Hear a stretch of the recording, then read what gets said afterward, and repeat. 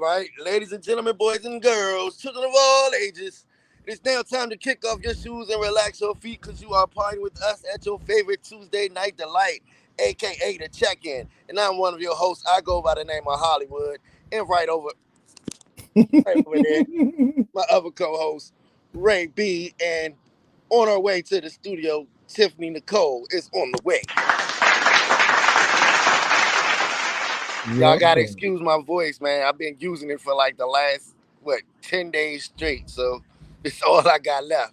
My man sound raspy as shit. I know, right? I can do a Jada kiss. Oh man, welcome, Tequila. What's up? Welcome to the weekly check-in podcast show. Check-in podcast. What we call it? Check-in podcast show. We call it a little bit of everything. Tiff. Told y'all she was coming. What up, though? All right, Chad, you gotta do it. You gotta do it again, Chad. Sorry, y'all. You good? I'm a minute late. My bad. Chad, you gotta do it again. With this voice? Okay. Yeah. Let me try it again. Ladies and gentlemen, boys and girls, children of all ages, it is now time to kick off your shoes and relax your feet because you are partying with us at your normal Tuesday night delight. And of course, it is the weekly check-in. I am one of your hosts. I go by the name of Hollywood. Right there, we got my man Ray B. Right there, we got just Tiff Nicole in the building. How y'all feeling? What's going on? What's going on? I just want my voice back. You sound like me the whole beginning of 2020. Right. I just got my voice back like 3 months ago, a month ago. Shoot, I miss you, Chatty Boo. I ain't seen you in forever. I know they're keeping me busy now. They got I my don't man, like it, but I like it. They got my man going everywhere, here, there, and everywhere. I know. I had to apologize to my boo because I was like, I snapped on him a little bit, and that was my fault because I was feeling the way. It's like I told y'all I'm selfish, and it's like you're not talking to me no more. Come on, son. Like I know. Need you. I ain't know my schedule was gonna be like this. Hey man, that's a good thing, baby. Ain't nothing wrong with making money. I'm gonna say that. It's a blessing, right? It is a blessing. You know what I'm saying? Garland, what up, coming off where you was coming from. So kudos to you, baby. Hey y'all. Hey Gerald. Hey Tequila, babe. Hey Garland. What up, TT? What up, everybody? What's going on with everyone? Forgive me if I be making faces. My back is hurting so bad, y'all. The woosah. Can you do it tonight? Like, no, because you got bedtime.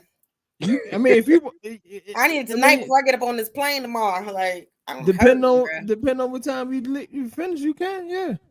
It's gonna be getting off of here. the table already down, so I ain't about nothing. All right, I'll see if my brother here and willing, I will definitely come over. My back is hurting so bad. Yeah, let me know.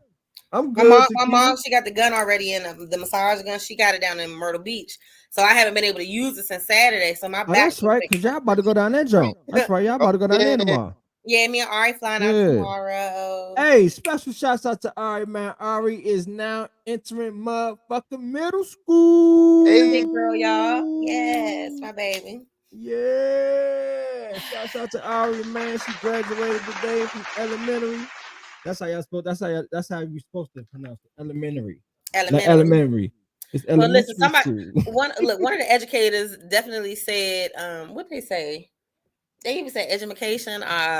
They said something, and I was like, "What did the teacher say?" I was like, "What she just say?" I cried. I was like, "Okay, all right, sis." Good teacher, though. I think good teacher, but it was funny. Mm-hmm.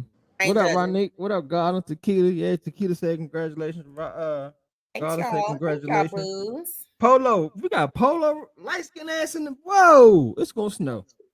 Polo ass in the building. What up, Polo? Ronique in the building. Logo.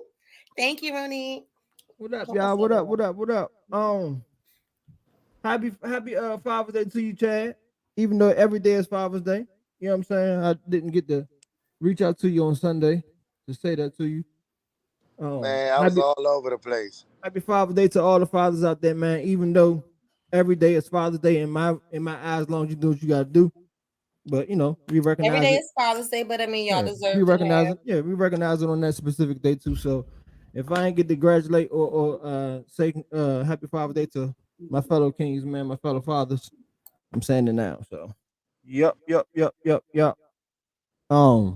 Chad, you been been all around, man. What's been going on, Slim?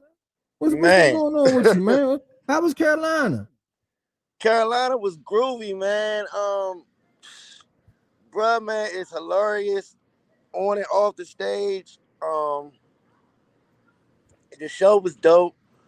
Like I said, I got to see my family. My family got to see me. And then I ended up staying down there a little bit longer just to be around family for some more time. Mm-hmm. Much needed recharge that I needed. Did you get some rest down there? Fuck no. I did. After my last 2 days down there, that's all I did was sleep. You got some. Hey. Did you get some? And came back home and had to get right back on the road. Hey, did you get some? Did you get any groupies? Huh? Did you get any groupies? Nah, no groupies. There was a lot of old heads in that jump. Oh yeah. Yeah. So I probably should have chased me down a country cougar. A CC. A CC. A CC. But yeah, so it was that. Then it was Candace, Delaware. What's up, Candace? Huh? No, I was saying what's up to Candace. Candace. You're right. Nobody don't want me because nobody don't want your ass either. Hey, shit, we both in the same boat. Fuck it. But yeah, it's been good though, man. It's been these last couple of weeks ain't been nothing but a blessing. That's what's up. Getting to do everything that I love and shit. It's been great, man. Yeah. And gotta get right back on the road again. Remember what I said before the show? Oh, she was talking about Chad. I'm sorry, Tequila. I thought you were talking about both of us. My bad. Get you some rest. Here go Trini. Trini! Why we gotta be all that, Trini? Man, you come in all hostile and shit. Firing. You ain't get your balls licked this morning?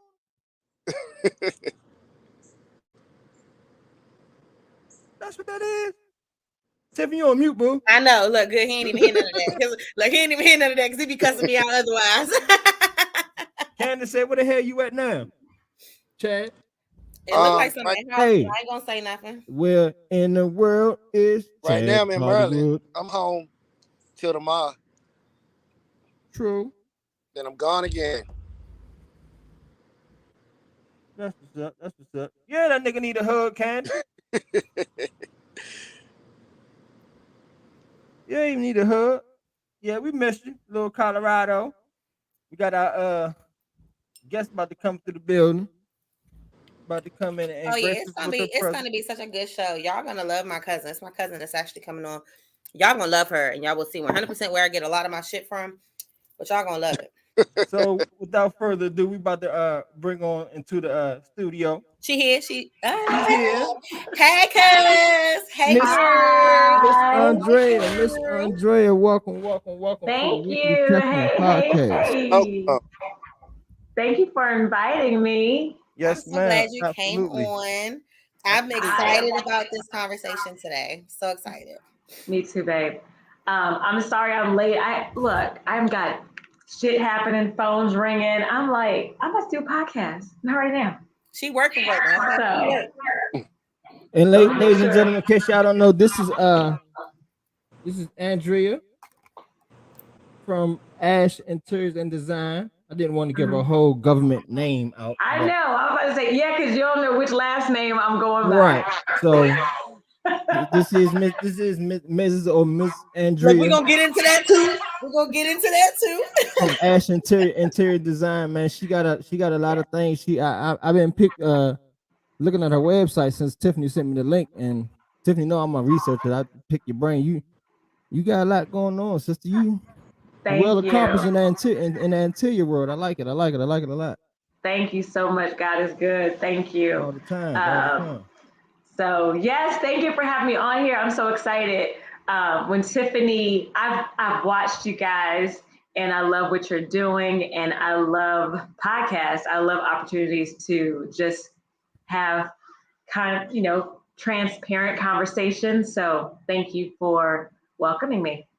Not a problem. Not a problem. Yes. Not a problem.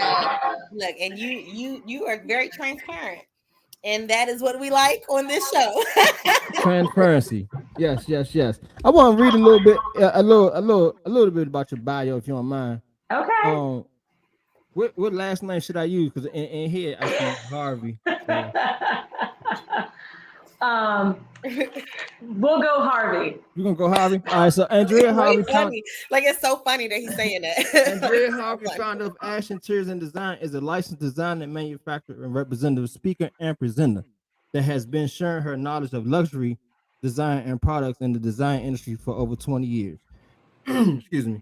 Her industry experience includes kitchen, bath, and interior design, focusing on residential and light commercial spaces. Her background as a manufacturer's representative of luxury kitchen and bath products has increased her knowledge of products, skills, and training and business development.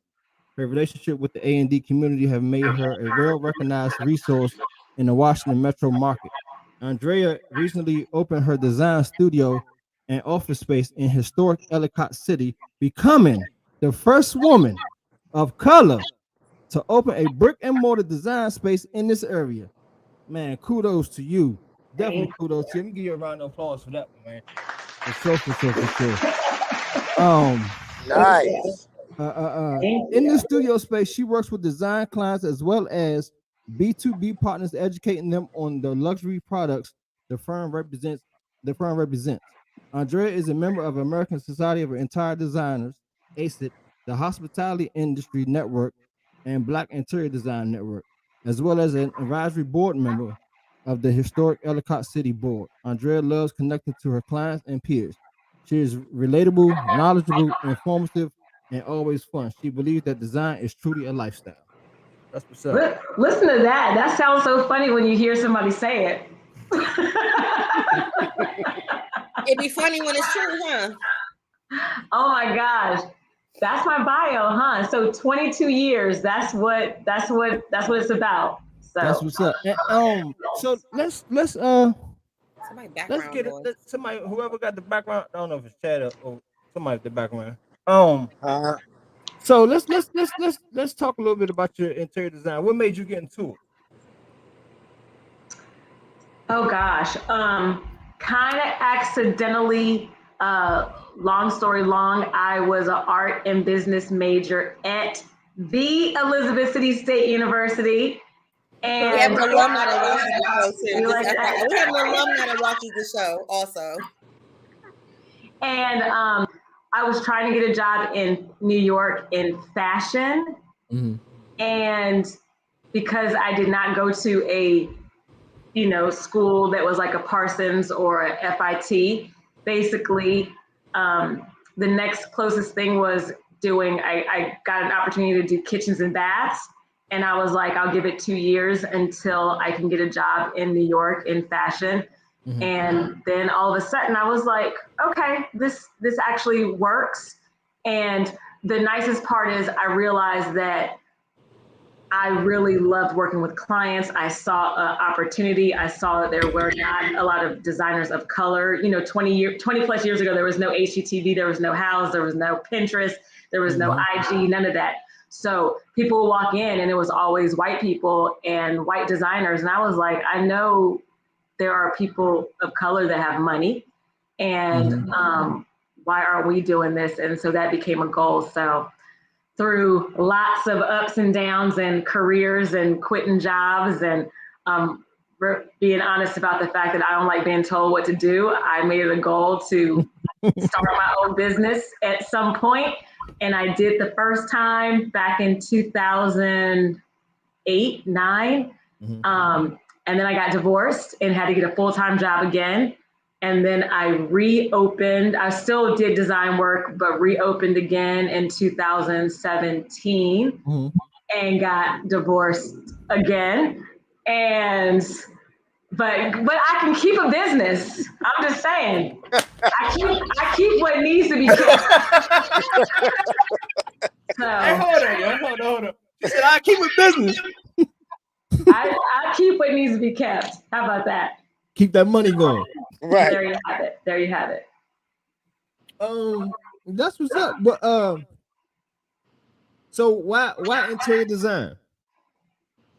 You know, I love creating beautiful spaces. I love creating beautiful spaces for clients, and my biggest thing was I wanted design to be attainable. So when I started, the biggest thing was I always heard was, oh, I can't afford you. Or Black people don't get designers because we can't afford it. Or it's too much of a luxury. But I feel like it's the exact same thing as us going to grocery stores that have healthy food options. Like you put money into what matters to you. We have, for example, Prince George's County is the wealthiest county in the world, in America, at least. Yeah.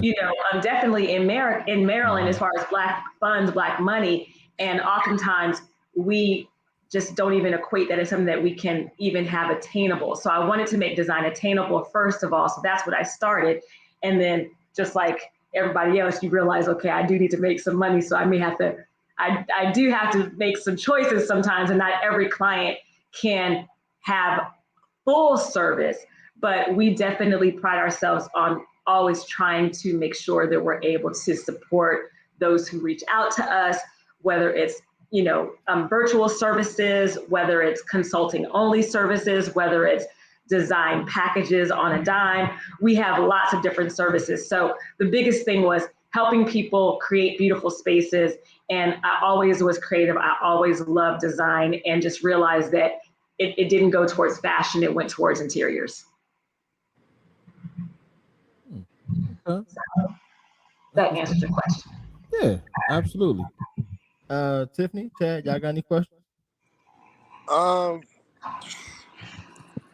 guess the better question there is, since you know how to keep a business, what are some pointers that you could get to other people that keep you motivated, that you don't give up, or move on to do something else or whatever? That's a great question. So I have two things that I tell people to always be honest about is know who you are and how you work, right? So you heard me say, Tiffany, remember, she was young, but I probably quit a job every 18 months. And they would say, why are you putting your notice in? And I'll be like, this ain't working for me. This ain't working for me. And that was it. And the bottom line was, I don't like being told what to do. Andrea. All right, so Dre, I think there's something that's important. Oh, no, finish. I want you to finish. So that's number one. So be honest about that. So when I realized that, and I got laid off, in quotes, laid off. And it was the first time ever out of like 10 years of working that I did not quit.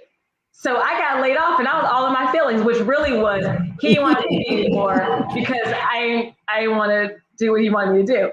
And so he was trying to find a nice way to say it. I'm not going to fire you, but I'm just going to lay you off. I'm going to lay you off. And the housing market happened, the crash. So all those things happened.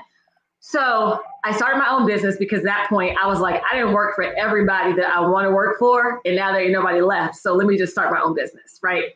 And I was this is literally how my head was. And I was like, if these fools can do it, I can too. So that was number one. I felt like if they could do it, why can't I? And I feel like everyone should believe that. Like, you can do whatever you want to do. And as simple as that. So then number two was when I had to go back and look for jobs again, I was interviewing, and I've told Tiffany this too, is that when people would say, well, what are your strengths and your weaknesses? I always said, my strength is also my weakness, because my strength is that I have an independent spirit, I have an entrepreneurial spirit, and I will work like this is my own. But in the same regard, that's my weakness, because I don't want you to tell me how to do the job. You tell me what you need and I will make it happen. But not everyone is able to do that, right? Oh, I'm gonna answer your question. So you have to be honest about that. But I would put it out there, and I got some jobs, and then 18 months or so later, I was like, this ain't gonna work. So I've been working since 1999, and the longest job outside of my own business was actually 5 years. Hey, cousin. But it only lasted that long because the company was based out of Florida. I worked out of my house, and I literally was able to run the business like they didn't exist in Florida. So it's being honest about that. Another thing, I feel like we as Black people, we're often fearful of, we want that 9 to 5, we want that consistent paycheck, but sometimes that can be a crutch. And I'm not saying for you to just quit your job and be like, F it, prepare, make that side hustle, figure out what you need to do to make that your full time, figure out what you need to do, how much do you need to save, how much to have that cushion. One of my fears was always health insurance. I saw somebody's question popped up, but because I've worked for small companies, I paid, and sometimes with companies, $400 every 2 weeks for health insurance for just me. As I'm independent, I have my own health insurance directly through, and it's not BS. I have excellent health insurance, and it's about $500 a month. And that, I know some people are like, oh my God, that's a lot. But I've worked for companies where my portion was $300-400 every 2 weeks. Every 2 weeks, every paycheck. That's crazy. In my head, I'm like, well, shoot, I'm paying less and having better insurance than I did when I worked for companies. So there's so many resources, but I feel like sometimes we get held up on, oh my gosh, I'm not gonna be able to afford this, I'm not gonna be able to afford that. Right. But the biggest thing out of it all is if tomorrow something happens, God forbid, and I'm not able to do this business anymore, I just feel like I'll get a job. Mm-hmm. And I'm not making it like that simple because I know it can be hard to get a job, but I'm always like, do not let the fear stop you from walking in faith and making that, just taking that chance. That's what I was going to say, Drea. Through it all, I think you knew the value of you and the value of your time early on. Like you said, you didn't like being told what to do. Right. You knew you had good ideas, smart ideas. You knew what wasn't. And I got that from having lost my job before, to know that it's like, nah, like I know the value of my time. I made more money doing hair. Right. Absolutely. So I get that. That's a big thing. And oftentimes, I'm sorry, my child's texting me. Oftentimes, when you really look at it, you're making so much money for other companies. So I've been in design, it's a little bit different, but I've been in sales, and you get this percentage of commission, whatever, and they hold this carrot and they're like, oh, you work harder, you make more money. And it's like, okay, but I'm still working harder. Like you're getting money too. Like this, you're getting as much out of it as me. Don't make it seem like I should be indebted to you for giving me this job. Right. And again, I like to say, I'm not telling everybody to quit. Don't be like, Andrea said quitting. But my point is, if you have aspirations to be entrepreneurs, there are so many creative ways to do it. I know a woman who had a wedding planning coordination business. Okay. She had her full-time government job. She literally had this business and hired 1099 subcontractors to do the wedding stuff. She just basically managed it, got the clients, and then assigned different wedding planners. See, I see that. But you see what I'm saying? But she still had her W-2. But that was her business. And all she had to do was make sure she did these bridal shows. She did presentations, all those things. But she was not the person that actually did the work. A lot of times we are businesses of one, but we don't realize that there are so many ways to have businesses. Tiffany, you do hair. You can literally book the clients and then sub out different hair people. And what's funny is that my ex, he had that idea. I just didn't have enough. I didn't have enough people that I knew immediately in my circle who were doing hair for them to use the space. He said the same thing. He 100% said the same thing. You know, and I'm about to have a salon in my 3rd bedroom. That is something that I could do. You know, just if you need somewhere to braid, come braid. Because that's how those salon plazas happen. So the thing is, you know, and think about it. People are like, oh my God, there's already so many businesses like that already exist. Okay, well, guess what? There's also a Starbucks, a Dunkin' Donuts, a Pete's Coffee. There's 50 million coffee shops in every single corner. So it doesn't mean that all of a sudden one idea is it, and you can never have that idea again. You know? So what you went to Elizabeth City. What did you study at college? Art and business. Art and business. Yep. So I actually do have a job in my field. And then for the last 20 years, I've had just a bunch of different certifications, you know, just to add to my kitchen and bath niche. So my team, we have, I'm actually working on getting one of my assistants to be a licensed stager. I have no interest in that, but she does. So I'm like, all right, we'll take the course and we'll get you going on there. Gotcha. It's a lot of people that probably got questions they want to ask you. Yes, talk to me. So I know Gardner said, are there ways that my LLC can make money while I'm sleeping? How much should you invest into advertising, or should he rely on his social media platform? All those are great questions. Okay, so full transparency, I'm old, right? So I should have been all like IG and all that stuff when it first came on, but I literally remember saying, why would somebody look at pictures that I took? Like, why would they do that? Why would they be interested in that? So I know people that started back when it started, and they're designers and they have an amazing platform and following and all this stuff. For me, I don't do the best job at social media just because it's just something I was slow on it, right? For my client base, they generally use it to almost just kind of validate me. So it's like, oh, she's got Instagram and she has a website. I am so lucky and thankful. Over 90% of our business is word of mouth and referrals. So that's good and it's bad, because if you try to change your client, sometimes it's hard, because when people are referring you, start getting like the same type of client. As far as having it make money, I don't know what you do, but the biggest thing I've heard, read, and even I do have a PR company that does some of my stuff and markets me and talks about me. And, you know, basically PR firms are people that make you sound great so that you don't have to do it for yourself, right? But everyone consistently, you have to figure out a product. You have a product, and yes, you can absolutely make money when you're sleeping because people can buy your stuff. I am still trying to figure out kind of what my product will be, but that's one of the next steps. So, hi, Nick. You are not old. Why is not old? Hey, word of mouth Nikki, is word thanks of for weight. joining.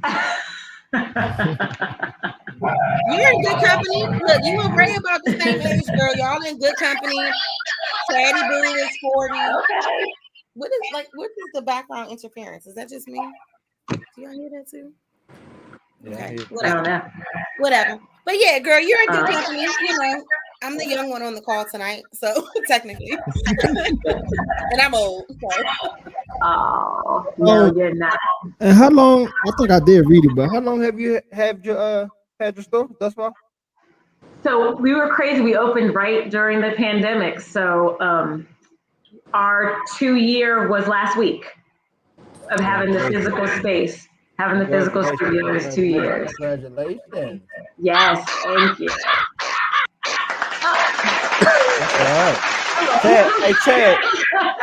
Hey, Chad, mute yourself. I think that's you in the background. Prior to me moving up here. He outside, got all the birds calling and everything. Right. Well, Tiffany, did you tell me that she was responsible for a room at the White House? during Obama's presidency? Oh gosh. Yeah. The executive office building. So I had the mail room. Okay. Hey, it don't matter. It don't fucking matter. You was in that building. It don't matter. That's good in your resume. That's all right. Yes, So what did you do for the mail room? What did you design for the mail room?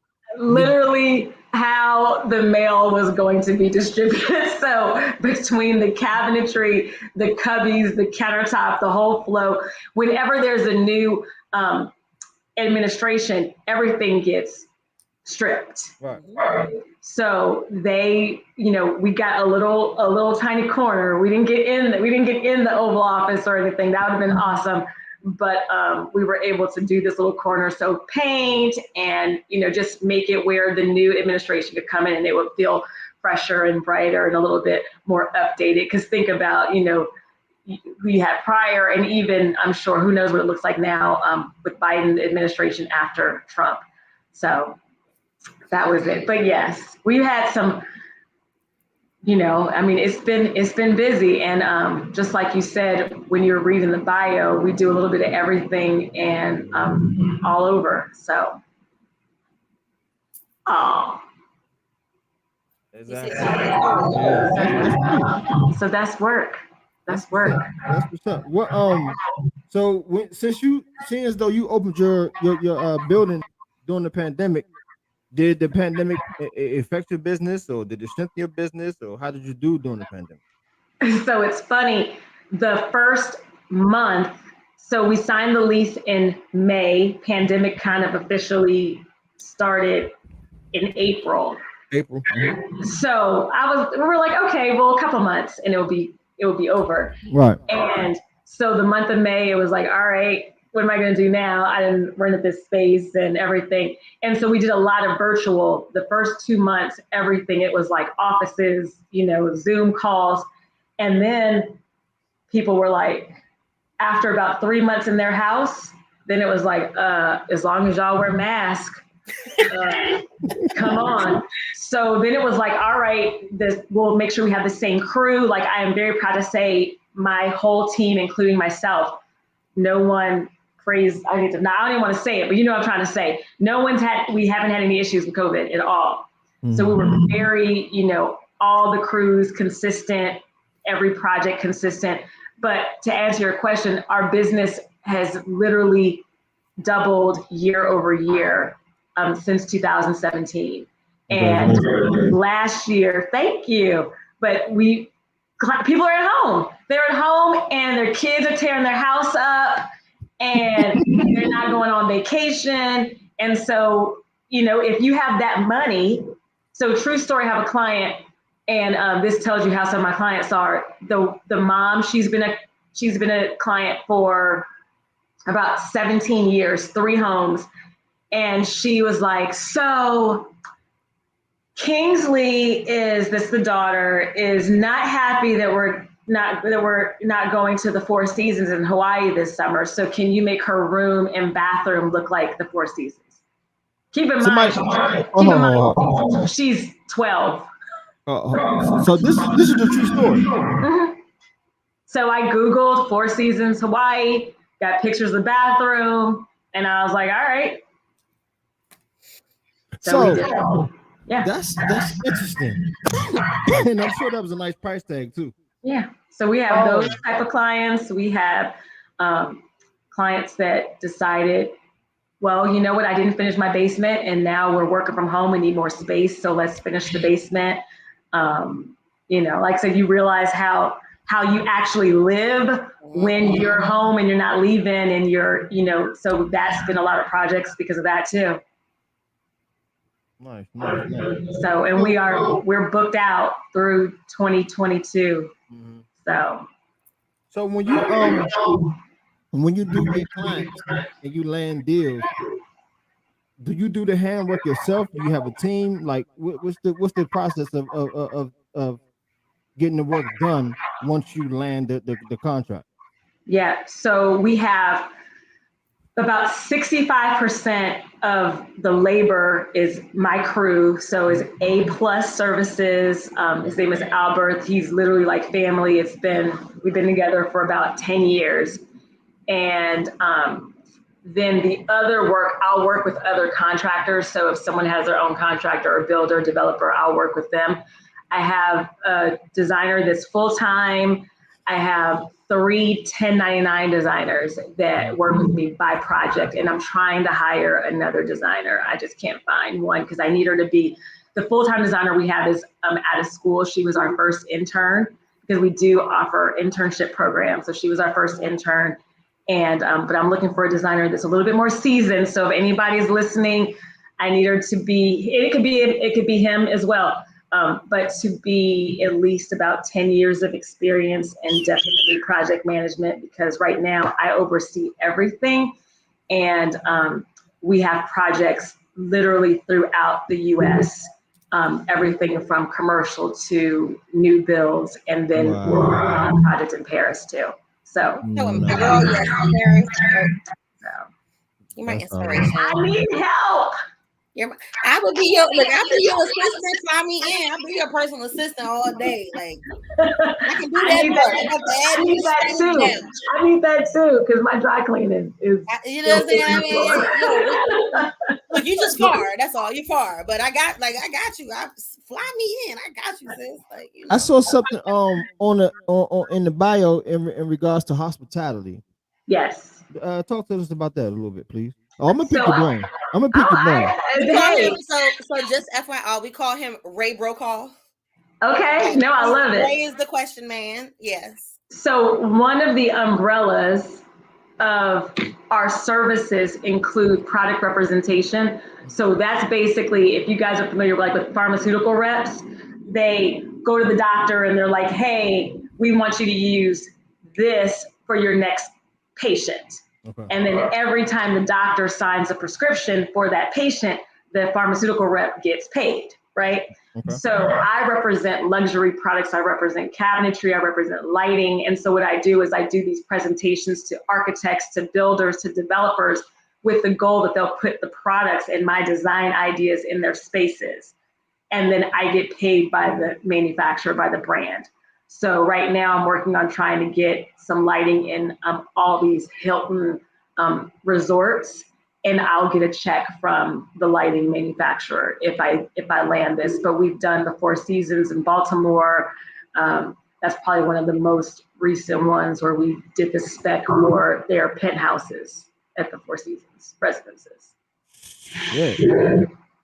No, so I do the song and dance and tell them, you should use this because this and that. And so a day in the real. As far as on the interior side, what's that like? For that one. Well, let's see. Today, I was in DC in a meeting by 8. Met with a client, talked about some business opportunities with them. We're working on their office space as well as locally in DC, and then the office they have in Chicago. Left there, drove back to my office in Ellicott City, did a Zoom call with a client in North Carolina that we're doing a new build, got off the phone with them, had to deal with some billing invoices with my assistant, gave her a list of to-dos. Then I went to go pick out a countertop slab because the countertop I originally picked is not large enough. Then I drove to a job site in Maple Lawn, met with the contractor, walked over, did some things with the homeowner, went over to the bank, did a deposit of some money I got from that client, got on a Zoom as I was in the parking lot, then drove home, and then went over, did some more invoicing, and sent off about 4 proposals. And now I'm on the phone with you guys. And that was actually probably light, because I try to go to at least 3 job sites a day. Then I'm on calls. I do some Zooms with clients because we have clients everywhere. So I'm just trying to touch base. order stuff. I had to, give my assistant things to do. And then I have a child, so she's with her dad right this week because it's summertime, and she's in the mix too. So she plays lacrosse. So sometimes I'm dropping her off at practice, and then I'm in the car doing work from the car on my Zoom, on the phone. So something to be said about that though is you work, like that's work. Yes. And I don't think in the entrepreneurial space, I don't know if people understand necessarily how much work actually goes into it. It's exhausting just hearing you talk about it. Right. Is it just the drive just to want to be better for your daughter, to be better? Like, is it just that drive that gives you the energy and the fuel to do it? Because I always feel like it's a certain type of people that can, and not everybody can, And that's okay. I feel like we're in a world where everybody's like, oh, your side hustle needs to be your full time. Not everybody wants to be an entrepreneur. Not everyone has that drive. Not everyone can self-motivate. There are definitely days where I'm just like, I don't feel like doing this today, because when I left off is like, I didn't do the Peloton this morning. I didn't go to the gym this morning because I had made a choice. I was like, I'm gonna sleep in a little bit. But there's, as much as there are days where I don't want to get up, there's days where I know I'm like, well, if you don't do it, it's not going to get done. So, and the second part is I cannot fail. And that's it. There's no option. There's no plan. There's no plan B. Steve Harvey says that. I think he said it one time, like people are like, oh, is there a plan A, B, C? No, there's not a plan B. This is plan A. And if this doesn't work, then there will be a new plan A. Quinta Brunson, BuzzFeed, who is just popping right now from Abbott Elementary. She was on Desus and Mero a few weeks back, and she said that. She said, I don't think this industry for you is for you if you have a plan B. Like if this isn't, like if your plan A isn't the end all be all and you got an okay plan B or whatever, she was like, this may not be for you because plan A is the plan. Yeah. Like there is nothing else. Yeah. And I think that level of drive and determination is pretty powerful, I guess, even to have that, Yeah. And some days, I might work a few hours. You know what I'm saying? I might be like, today I'm done at noon, right? But then there are days as equal where I'll start at 7 and it's midnight and I'm like, shit, I didn't eat dinner because I've been on the computer since 6 straight, just having to knock stuff out. So that's the thing I tell people, I do want to be respectful of my own boundaries. And there are times when I do struggle with that, because the one thing about when you are the business, my phone, if I tell you how many unread text messages I have right now, because I'm just like, I don't freaking want to answer this text. And it's Sunday and my client's great, but she just sent me 17 screenshots and I don't have it. It's Sunday night. I'll look at it tomorrow. That can happen. And that's the thing. It's almost like you don't shut off because you're always working. You don't know how to have your plan. You have to be really cognizant about making your office hours for yourself when you work for yourself, I guess. I'm gonna leave back out and come back in because I don't know the hear myself over talking. I don't know if that's me or not. I don't hear it.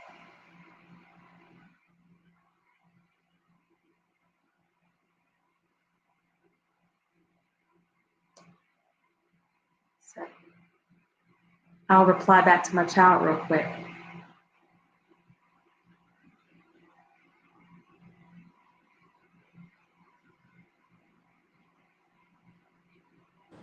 Hey, I'm about to switch from my phone to my laptop. I'll be right back. Okay.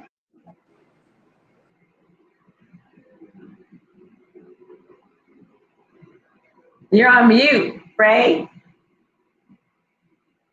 I'm up here, right? What's going on? You're like, what? Right. I'm like, well, I guess it's me and you right now. It's me and you. What else I was about to ask you? So what? Whatever. In the interior design world, how what's the percentage of Black interior designers? Like, is it a high percentage of Black interior designers? You know what? That is the most that's the most recent question that there was just an article about it. So there's twofold. Number one, there are actually less than, and I'm gonna mess it up, it's either 7% or 2%. But either way, it's less than 10%. I'll just keep that for flat numbers. But I can Google it and give it to you because I have it. That are interior designers that are Black in the whole country. And they're licensed. So there's twofold, because there are not a lot of universities and colleges that are, hi baby. There are not colleges or universities that offer those programs. Hi. Oh my goodness. Hi baby. That offer the programs. So that's number one. Number two, there aren't a lot of HBCUs, which, as you know, oftentimes are what are educating us, that offer those programs as well. So there's this whole big discrepancy, and there's this whole big fuss about it, because technically there is, it's a test called the NCIDQ, and you have to go to specific accredited universities to take that test. That test is basically equivalent of saying, when you go to the doctor, you can see the doctor, or you can see like the physician's assistant, right? And the only difference between the doctor and the PA is that the doctor can sign your script, the physician assistant cannot. So that NCIDQ test, I can't take it because Elizabeth City is not considered an accredited program. But if you look across the country, there's like less than 20 universities that offer accredited design programs. So there's all these different loopholes that basically is, I mean, it's one of the many things that limit us as people of color, Black, white, whatever. But also, on another note, there are these designers you see on TV. I love Joanna Gaines, but Joanna Gaines, Shay McGee, these various designers on television, there are so many of them that not only do not have degrees in design, they did not even take a class, and they have, successful businesses and careers. So I tell people, unless you specifically want to work in the government and do design work, I'm not steering someone away from going to an accredited program and taking the NCIDQ, but generally it's not you can have a successful design business and not go that route. So that's to answer your question, but that's one of the reasons why there's so little, because of the offering, the programs, and the kind of barriers that have been put in place over years, like, forever ago. Okay. I think this is my mic too. Hold on. Tiff. Yeah, I think it's yours too. So, girl, hey, girl, hey. Hey, girl, hey. While his mouth is acting up. That's okay. Yeah. I hope everybody, like this boring. They're like, we don't care about all this. No, okay. Not at all. As you can see through the comments, like, this is a Black woman that's talking business, and at the end of the day, that's why I wanted you to come on the show. You're not that much older than, obviously I'm 37. You're not that much. I'm 44. Yeah. You're 44. Some of my friends are your age. There's people on the call right now that's your age. So hearing this is good. And you're my light, my inspiration a lot of times. And I wanted you to come on the show and talk about exactly what you're talking about. And you're getting the responses that I thought would come. Awesome. Good. And, even we're talking about the business side of things, but I'm gonna want to talk about the personal at some point because of our followers and things like that, because that matters to them too. You have married people on here. You have people who've been married for 19 years and are recently divorced. Different types of poly relationships. Like, we got a lot of stuff going on with our viewers that come here every week. So it's like, even outside of you just being a Black woman entrepreneur, like a boss ass pound, as much as I love you, you have a story to tell too. Yeah, right. And it's like, that's what this platform is about. Ultimately, our show is about mental health in the Black community. Right. And I'm here for that. So no matter what, you're not boring us. I promise you, you're not boring us. And we got some young joints in here too. My girl Tequila, that's my baby. Yes. She's 30, like she a youngin'. Like, I love it. so to hear this too from a little older crowd, and like, because she said earlier, she said, "Oh, I know I can't be an entrepreneur." She said that now, but it's like how you were putting life into me, and it's like, yo, you can still change your life, like, right. Oh my gosh, you know what I'm saying? I had so many lives. No, it's true, and the biggest thing is, if you try and it doesn't work, okay, just try something else. Do something else. I mean, there are so many businessmen, you hear those stories where they, a business has this idea and they go out of business, they bankrupt, and then they just get something else. They start another business. Like, white people do it all the time. They do it all the time. And it is what it is. They dibble dabble here. That's what they do. We sometimes feel like if you try something and if it doesn't work out, then it's like, okay, I'm a failure in all things. And it's that's like, the thing. Yes, that's the thing. Like, we're afraid to take risks. Right. Where, like you said, white people do it all the time. Like, even applying for jobs. Like how I was talking to you the other day on the phone. I have to mentally tell myself, yo, these white people do it all the time. It don't matter if the job's too high. Apply. Somebody may give you a chance. Like, whatever. Apply, do it. All they can do is say no. And it's the same. I mean, granted, starting a business is a little bit more of a financial risk. But see, yes and no. Yes and no. What's the business? You know what I mean? What's the business? In LLC, I feel that everyone should have one, even if you don't have a business yet. Even if you don't even have an idea. You can just call it your name. You can say, I mean, you can say, I was going to keep it more generic. You could say, Ray Industries, Ray Consulting. You know what I mean? Before you even, and that is a $300. If you're in Maryland, it's about $300 to register, and then every year you have to pay to stay in good standing another $300, right? But the moment you have the business, the LLC, all of a sudden, if we're having this conversation right here in this podcast, maybe you need to get a new phone. Oh, well, or a new computer. Well, that's a business expense because you could tie it to your podcast. Now, let me caveat, I'm not an accountant and I'm not a tax person. So there are rules and regulations and guidelines, but bottom line is, I feel like everybody should have an LLC. Again, even if you don't even know what your business could be, should be, want to be, or maybe you never want to have it. But again, there might be a moment where you're doing something, you're helping a friend.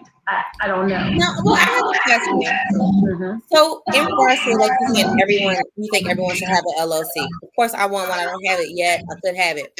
But outside of me, I hear, like, you see people joking on Facebook talking about like LLCs aren't blah, blah, blah. What is the negative connotation about an LLC? Like, do you have any real insight on that? Like, as a business owner, like, and saying that, yo, have an LLC. Like, why would people see a negative in it? It depends on your business structure and how much money your business makes. So there is a point where, and it happened to me. Like, I had to change my business structure because being an LLC was no longer a benefit. LLCs are basically, you are an LLC, the LLC is you. So whatever money you make from the LLC gets rolled into your taxable income, right? And then there's like a self-employment kind of deduction. But depending on how those percentages are, you can get penalized if you go over the threshold. So then it becomes, oh crap. Also, depending on what the LLC is, if you get into legal trouble, if you have some challenges, they'll put you and your LLC in the same bucket. So then say they can take you and your business. So again, depends on your business structure. I am an employee of my business. So I have my business and I am an employee of ASH, even though I am ASH. Gotcha. But that's one of the things. I'm sure there's more, but that's one of the things. Okay. It was just, I was curious about that side of it. That's perfect. That's good to know. Yeah, no, but that's a good question, because you're right. There's so much, and depending on who you talk to, depending on, depending on what you want, what your goals are, my biggest thing is when people say they're scared, but then what they're scared of is maybe it really is a dream of theirs. Like they have an idea, they want to start a business, but they're like, oh my God, I can't afford it. Then the question is, well, do you know for sure you can't afford it? Or is it something you feel because you've heard people say it's expensive? You see what I'm saying? Or if someone is their dream and they're like, but I'm the person that I supply the health insurance for my family. Then let's figure out if there's ways to do this where you're able to, transition out. And, again, sometimes that's the one thing that's holding you up. Maybe it's people are like, I have this idea, but I just don't even know how to get started. And it could be just something as simple as they don't realize that you can literally register your business in 30 minutes. You don't have to go LegalZoom. You don't have to hire somebody. Like it literally, you can do it yourself. So that's news to me. I thought LegalZoom was the way. Yeah. So it's just little things like that sometimes you let the unknown stop you from taking a step. Hindering yourself. Is it better, y'all? Is it better? I think is it better, y'all? Tiffany, is it better? Not on my end, but it's okay. Like we making it work. We good. I don't know if that's okay though.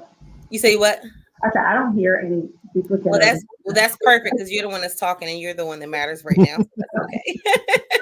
This is true. Okay, so I've been listening. How old is your daughter? She just turned 16. Okay. Yes. She's a superstar lacrosse. Like she's amazing. She is awesome. So, is she a part of the brand? Does she work with you? You put her to work, or?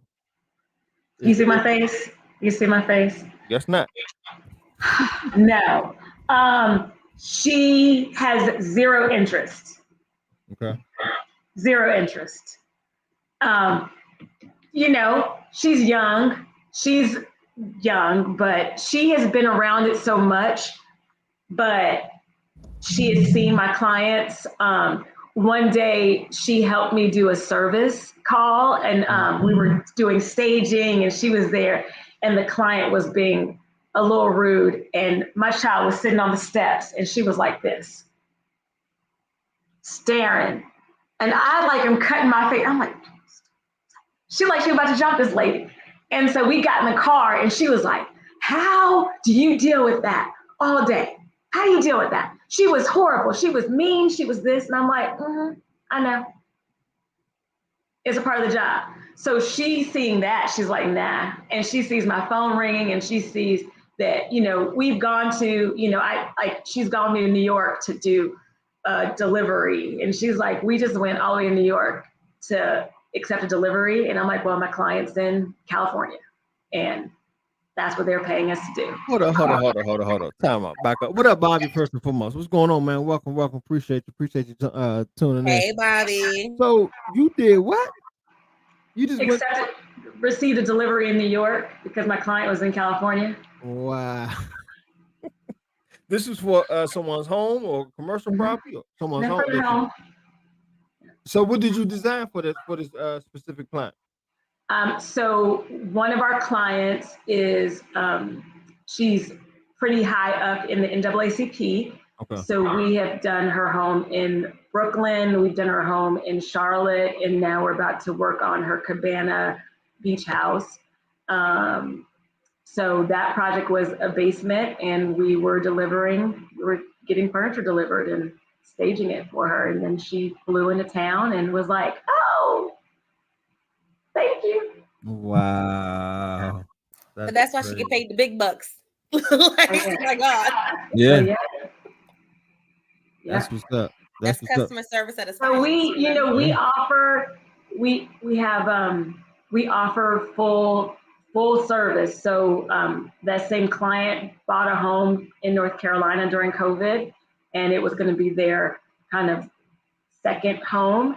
And we ordered all the furniture. We flew to Charlotte for 2 days. We were in a hotel. We spent 2 days we spent day one at the house, got all the deliveries, got everything received. And then the second day we staged everything, set it all up, hung pictures, put toilet paper in the bathrooms, towels, fixed beds, put utensils in the drawers. And then a week later, they were in Charlotte and they walked in to a fully functioning home. So we'll do that too. That's interesting. Yeah. So we always offer a variety of services and whatever they want to pay for. And you stage it. Not only do you design, but you also stage it as well. Per request, or you just stage it on your own, or just per request, or by fee. by fee. Yeah, but it's by request, all right.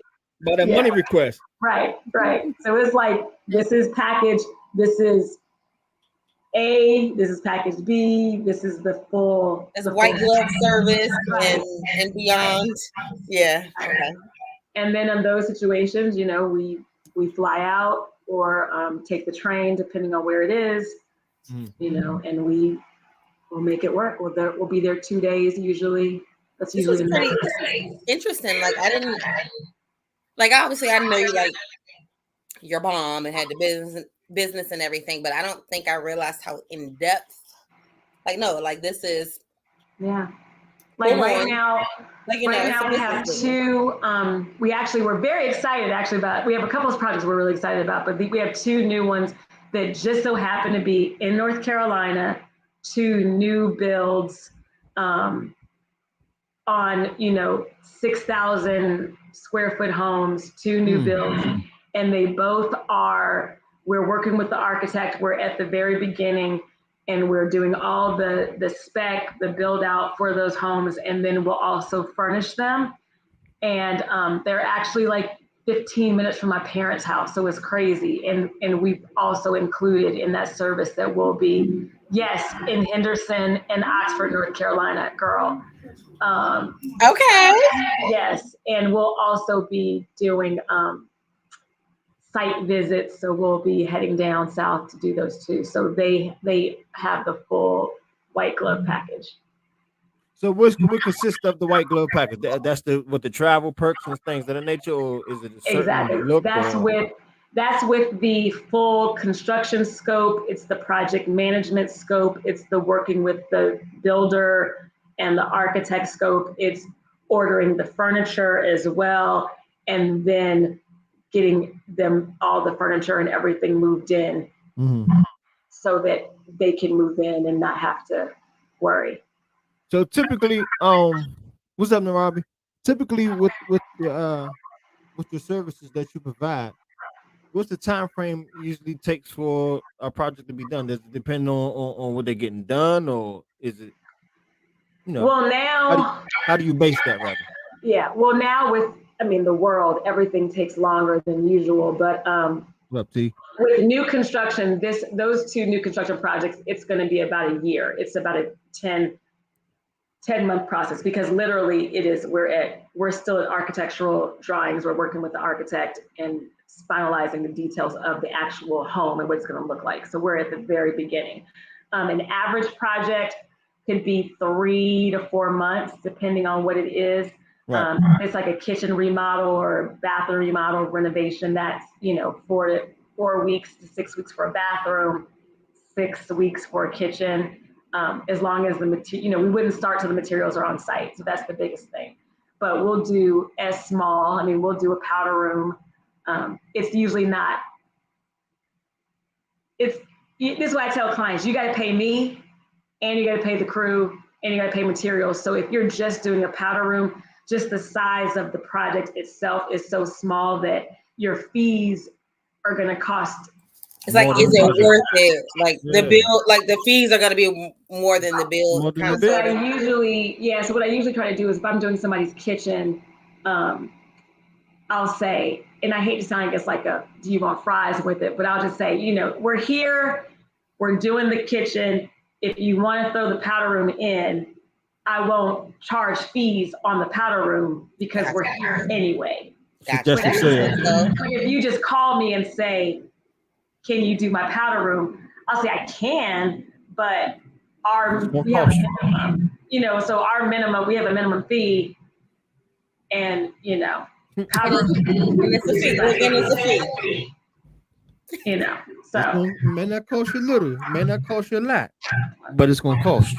And back in the day, I'll be honest, I would say, oh, you know what, I'll do it. But the same amount of energy, time, project management it takes for a powder room, it's still, I'm getting the phone calls, I'm still doing the site visits, I'm doing all that stuff. So the only person that's really losing is me, because I'm still doing all the same work, and then I'm just charging lower just because. And so it just made it where I was like, you know what, this is not worth it. Right. Have you ever did apartment building before? Or have you ever been? Yes. Yeah. So let me tell you. So 22 years, you just do work. So I'm like, so we're in an apartment now. I got divorced and the house was bought out and all that kind of stuff. So we're in an apartment now. Back to that also. But I believe that anybody, here's a free design tip: paint, because you can always paint it back, right? And it helps to personalize it. It gives you, even if it's just one wall, paint is a great way to make you feel like it's yours. You know what I mean? Whether it's a bedroom, bathroom, something. Another easy breezy thing is if you have an apartment that has like light, like a chandelier or light fixtures or anything like that, you can do it yourself. You can change a light and add a little personality. If your cabinets, have cabinet hardware and maybe you don't like it, you can change cabinet hardware. Cheap, $100 can make things personalized. There's also stickable wallpaper. Love and Design has great wallpaper. You can wallpaper a wall, and it's apartment friendly, and you can do it for like $200, and then you can peel it off and it doesn't destroy the walls. So I always tell people, if you're in an apartment, you can still do things to really make it feel like it matches your personality. Mm-hmm. So yes, to apartments for sure. And I've worked with clients that are like, yeah, this apartment is it's a condo that you don't own. Right. Okay. Well, now have you ever dealt with any major clients as far as like celebrities, or have you ever done like celebrities' homes or anything like that? Or I mean, movie sets or anything? No, I wish. So Tyler Perry. I'll only tell her name because she's awesome and she knows that I'm not plugging her or anything. But I got a client, and she was given my name by 3 different people. And her assistant called me to schedule the meeting. And I was like, okay, I didn't even know who I was going to see. So I go to this house, and it's this beautiful home, beautiful property. And I knock on the door, and this super cute little just firecracker of a woman walks in the door. And she's like, girl, I got your name from 3 people and blah, blah, blah, and blah, blah. And I'm like, okay. And I still don't know who she is. So we're walking through her house, and she's like, where's your phone? Because I need to do an Instagram. And I'm like, what? So she's like, hey, here with my designer. And I'm like, so she puts the phone down, like, so you ain't hired me yet. And she was like, yeah, but it's all right. And I'm just like, all right. So we get through the house, and we get to her office, and there's pictures of her with Oprah and Obama. And I'm like, who is this? And then we go in this room, and there's this life-size picture. And I was like, who are you? And she was like, girl, I'm Gloria Mayfield Banks. Wow. So if you don't know who that is, maybe if you do, but she is the #1, she just retired, but #1 history-breaking, record-making Mary Kay salesperson in the world. With the pink cars and everything. Yeah, she big dog. Not US, the world. World. Yeah. So I say, people still buy Mary Kay? And she said, $10 million do. And I said, of lipstick? And she is the most amazing, dynamic, inspiring, wonderful people I've ever met in my entire life. And we were so blessed. We did her whole house. We finished during the pandemic. We actually have another phase that we have to finish, but she's all over the place. It was hard to sit her down, but she literally is probably one of the most inspiring women to me, because when you hear her story and then see what she did as a Black woman, I mean, I have seen people cry when they realize it's her. She is a force. And so we've actually had a lot of clients that are, that I can't say their names, but she is one that not only is she just an amazing, wonderful woman, but she has become, she's my friend. She's our client, and she just was dynamic. And her husband too, Ken Banks, they are couple goals. They are family goals. They are life goals. Ken just turned 70 and he is fine. He looks good. He is fit. He is strong. Gloria is, I'm not going to say her age, but you can Google it. She is she's everything. So they're definitely a client that was an amazing opportunity. Nice. That's dope, girl. You powerful. You doing things. Get the Obamas, the Mary Kays. Like, girl, okay. You're so silly. So Tiffany was segueing earlier about your story. Okay. So tell us about your story. Tell us about Andrea. What's your story? What's behind the mogul of the entrepreneur work that you've been doing? What's up with you? So I joked earlier. There was a point there have been points in my life where I'm just like, okay, I know that I'm good at business and work. I feel like depending on the day, I'm pretty good as a mom. But that whole love thing, just, it's been a challenge. So I for sure have been a relationship girl in the past. If Nikki is on the phone or watching, she'd probably be like, but, I dated, on and off my high school sweetheart in college, had a couple of boyfriends in college, but was kind of still with the high school sweetheart, moved here and then was single for like a year. And then I met my first husband. Totally should not have gotten married, but I have a beautiful daughter. So you know how they say, people often ask me, they're like, did you know? So I absolutely should not have married him. And I absolutely knew I should not have married him. But, when you come from a family where, people are married and you get married, and people were asking, when do you get married? We didn't have kids, and we had been dating for 3 years.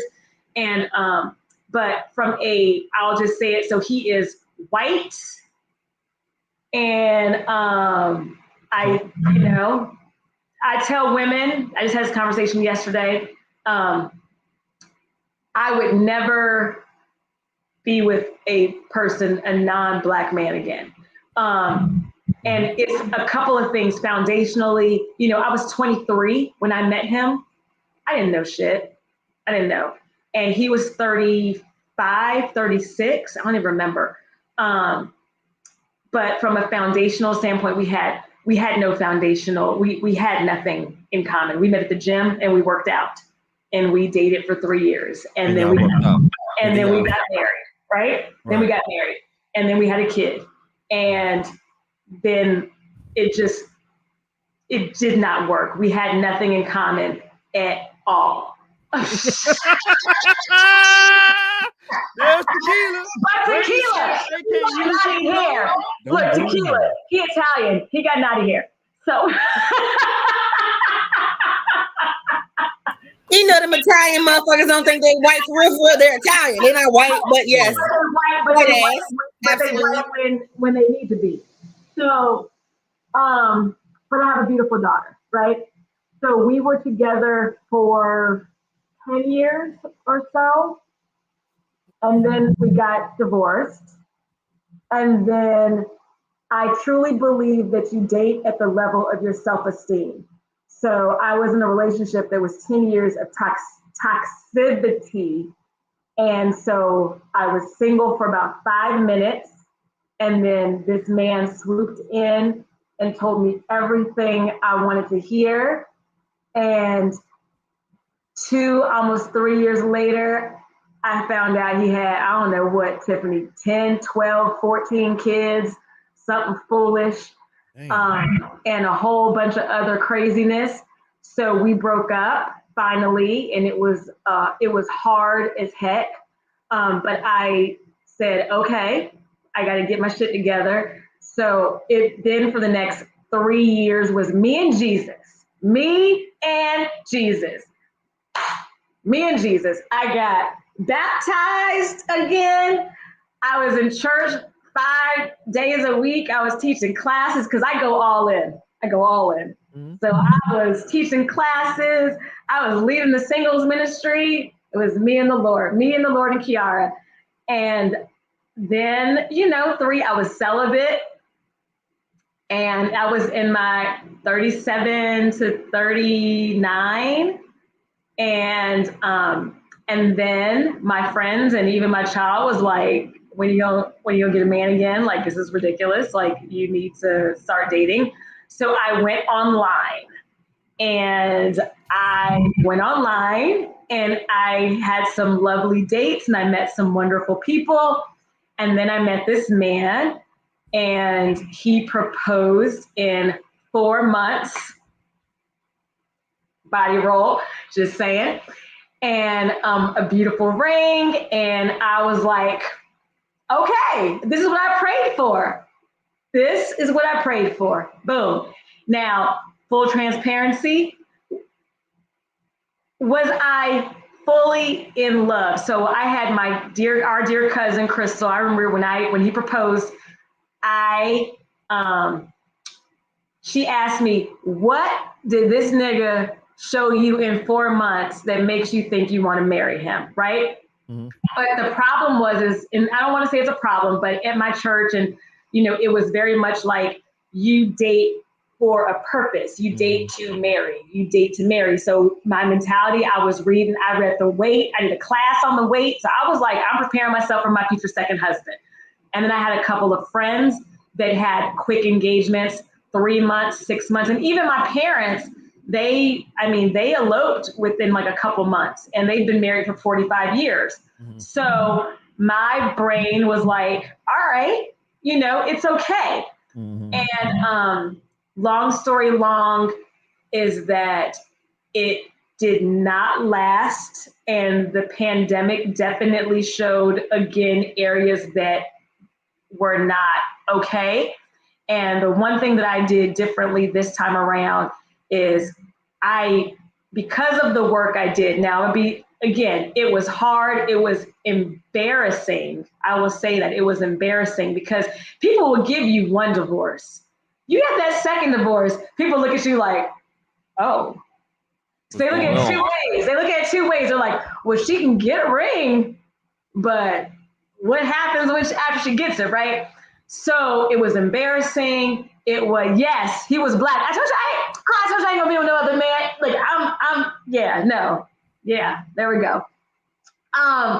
But I had to be honest and I had to say that the embarrassment of leaving this situation that was not going to work for me anymore was better than staying in it and living this life, because we had a beautiful wedding. We made it. We were in Baltimore Wedding Magazine. We were on Black Brides and shit and in Instagram and all of this mess. We're still in some ads. Like, it was beautiful as fuck. Like, it's not even good. We're still in these ads floating around. They still pop up. And I'm like, Jesus. But bottom line is, the same way I said with business earlier, I would choose myself over and over again before I let myself be in a situation like that again. So I got divorced again. And I will tell you, I am in the best space right now. I absolutely know that God has a plan, and I absolutely know that those experiences, they suck, and I take full responsibility in my part and my role in making those choices. But I won't do that shit again. I'll say that. What I said, baby. What I say, Ray? What I say? I said my cousin gonna get on. Y'all gonna see why I am the way I am. Yeah. You hear it verbatim. Yeah. This is my big cuz, and yeah. my cousin right here. She's who I look up to in these type of spaces. Like, this is it. And I'm not gonna say. I mean, it's funny because I actually changed the date. I don't know if you remember that, Tiffany. I changed the wedding date the second time 3 times. That was a sign right there. Right. That was a sign. But I changed the date because I kept thinking, we just need a little bit more time. You weren't ready. And if I really was honest with myself, I should not have accepted the ring. Or when I started feeling like something was not right, I should have just said, you know what? I'm going to give you this ring back. Mm-hmm. So. Listen, Tequila. Listen, everything for a reason, season, or a lesson. Yes. You've experienced it all. I'm proud of you, boo. I mean, that's true. Good point. That's a good statement. That's a good statement, Tequila, for sure. Yeah. So this where you get it from, Tip. 100%. No, yes, 100%. 100%. Absolutely. My cousin right here is the first woman that I knew to leave a toxic relationship. My cousin is the first woman I knew to try again. Right. My cousin is the first woman I knew to try it again. Be willing to try it again. Say fuck it. No, say fuck it. Like, that's my cousin. That's like, she's. No. I didn't see those things growing up, and that's not any shade to my mom or anything like that. Because guess what? My mother is her sister. And so my mom learned the same thing that her mother did. And the reason that she acts the way she acts, my cousin Andrea, is because of what she saw with her mother. Right. So in that same space, it's like my cousin Andrea is the big sister. She moved with Denise, my best friend is here.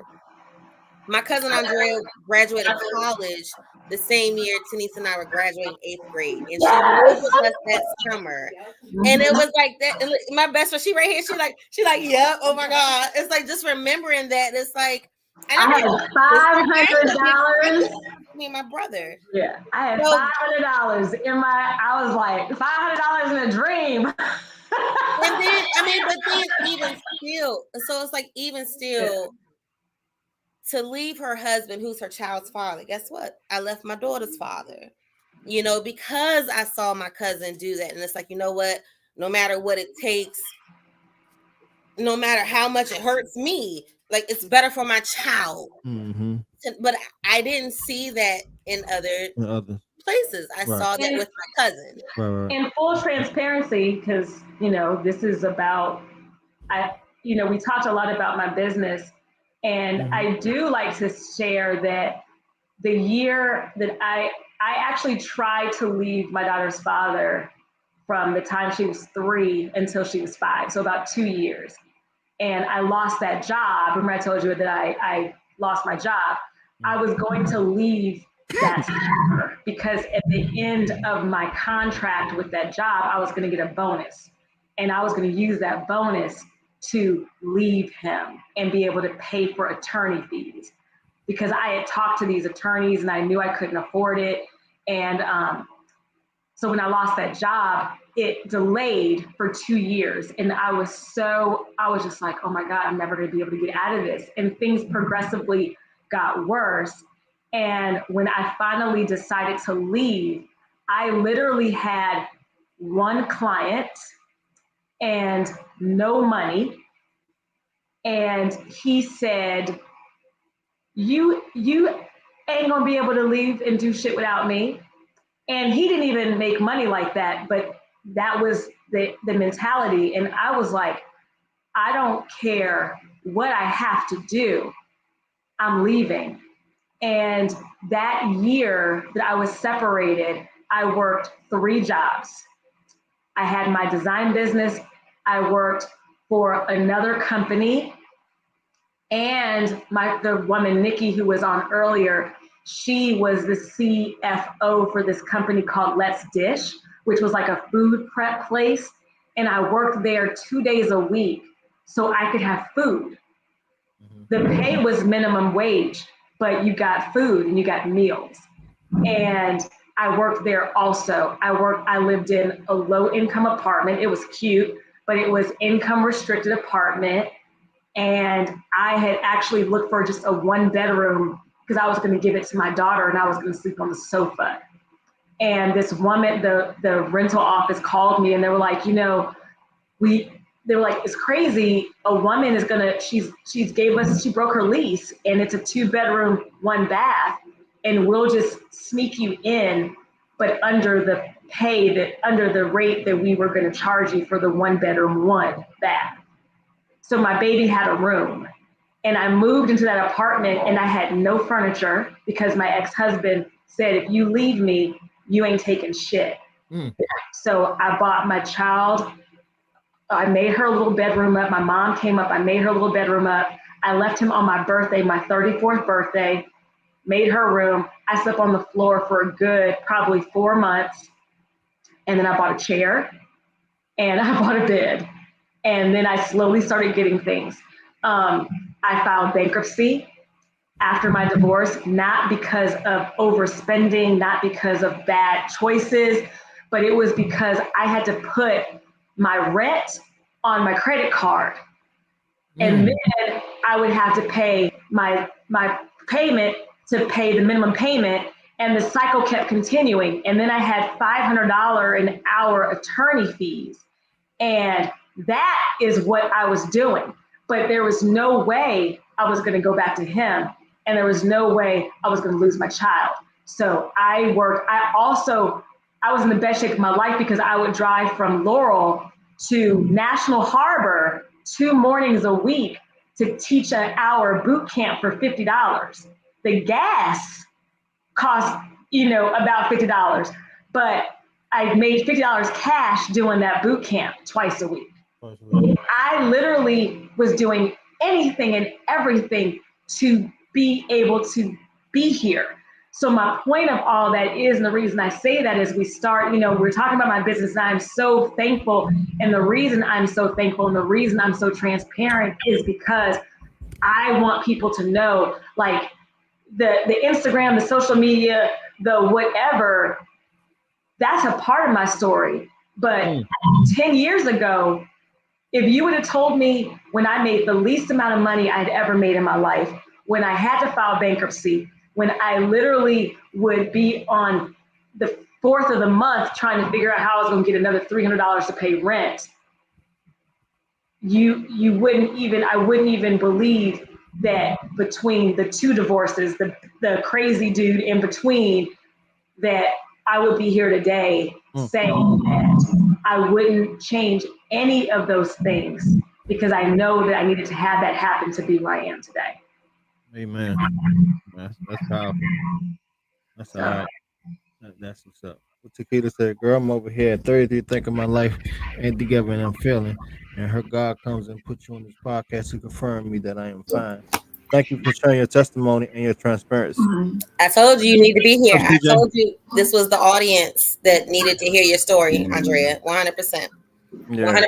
CJ, what up? We need to hear this, Yeah, that's definitely powerful, man. God had you. God got you. God got you. Yeah. And even Tiffany knows a year ago, the second divorce, it's been over a year now, but the second divorce, I mean, that was tough. And even then I was sitting there like, here I am again, like, what the fuck? And I was more like, my child, I didn't put her through this and but as I said, I think I said in my testimony when I went to, let me put it this way. My divorce was final on May 5th or 6th last year. I had my year of my studio being open June 15th of last year. And a week later, I was literally, this time last year, I was in Paris working on a project. And I'm sitting here like, I just went through the most ridiculous craziness this last 6 months. And now I am here in the south of France drinking champagne. And 10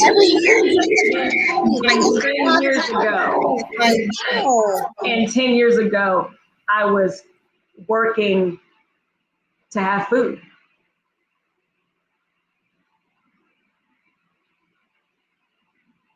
So even saying working to have food, like the reality of that statement, you know what I'm saying? Like, you know, people see you and never would think it. You know, it's like you really have to know that you don't know people's story behind the scenes, and it's beneficial to talk about it. So I made $27,000 that year with a kid. With a kid, you left with $100, right? Yep, $100. Yep. And one client. $100 a client and God. And God. $100 a client and God. Yep. And you know he definitely got you through there. So yeah. I'm sorry, y'all. My Wi-Fi is low. That's why I keep turning my camera off. I'm sorry. Okay. That's God working His powers and blessing His children. So I share that, and that's the reason why that's the reason that I tell people those things, because you know, I've had people say, "Girl, you don't know. It's been," and I'm like, and I've given y'all I'm not even gonna say that, I'm giving y'all like the PG, maybe PG-13. It ain't even 13. There's so many layers.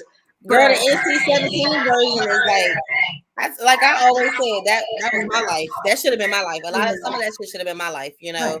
But I tell people that you went through some of the stuff that you went through at the end of the day, you know. And I've had people say, "Girl, my girlfriend right before we got here, she said there are times when I'm like, I don't know why you're not in the corner balled up." But I just say there's my reminder to myself all the time is there's no way that I can accept that life, that past was my best life and is my best life. There's no way I can accept that. So as long as I'm living, as long as I'm here, as long as I'm able to proceed and move and think and talk and breathe, I have to believe that I still have yet to reach what God has for me. Nice. And that's it. And every time I go through something, I got a tattoo. So this is after number 3. That's after number 2. This is number 3. This is number 1. I got every time. I'm like, all right, new beginnings. All right, what's the next chapter? That's why when people say, I'm like, I done had some lives, chapters. Shit happens. Yeah. I got a whole bunch of grays. That's what D2 did. Good thing we can't see it. Good thing we can't see it with that brown and that blonde. Good thing we can't see it. Though. That's why. Look, struggle edges and gray. That's what happened with it. You still fine. It's all good. All right. Okay, Dre. So you told us. Okay, you told us your business, the story of your business. You've told us your relationship woes. Okay. But you also mentioned how you're in the best space of your life right now. Talk about that. Come on with it. So I'm gonna keep it a little vague. You know, what I have learned is that because I'm the oldest, because I definitely have people-pleasing tendencies in relationships in the past, I have, the moment they have said, and again, let me preface it. I have been with people that I thought appreciated me for who I am and all that comes with me. And then I've learned that that was not the case. So when I found that that was not the case, I started dimming my own light to make the relationship work. And the moment you have to do that, regardless, male, female, it just changes who you are, and it changes how you navigate the relationship space, because you're no longer being your authentic self. You're all of a sudden then being guarded. You're all of a sudden questioning, oh, should I say this? I don't want to say this because I don't want to make him mad. I don't want to make her, any of that, right? So I decided that I would absolutely never again be in a space where I could not be my authentic self, because I have healthy, amazing friendships, right? I have friendships that have lasted 20 plus years. I'm a girl's girl. I will have 50 girls in my house, and that's, some women can't say that, right? But it's because my friendships, I am who I am, and we love each other for what we bring, differences, personality, whatever. But I get into these relationships, and then all of a sudden, it's like I have to tweak, I have to change to make them feel comfortable. So I am in this space right now with this man, and he is a mutual friend. He's a friend. We have a mutual friend, and I walked into it completely not expecting anything, because I was not even in that space of saying that I was trying to be with a man at all. I was like, I might be a lesbian. I don't know what's gonna happen. I might just give up. Like, I don't know. People say I got big dick energy. I don't know. Maybe that's the problem. So I was like, not even trying to hear it.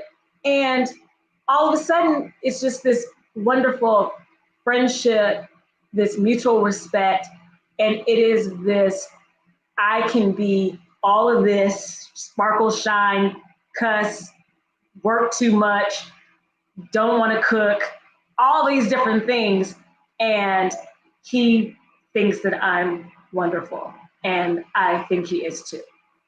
So I don't know what that's going to look like. And that also is okay, because for the first time ever, I don't want to, it's not like, oh, is he going to marry me?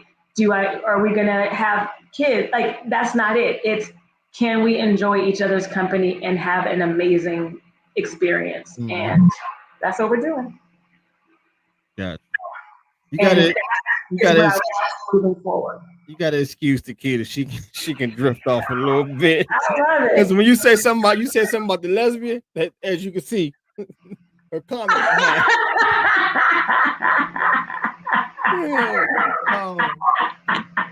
And you know, it's funny you say that, man. That's what I be telling people, man. Like, it's important to build that friendship up. You know what I'm saying? So, however long it takes for y'all to build that friendship, you know, that's the foundation you got to build. Right. You know what I'm saying? That friendship, get to know that person genuinely.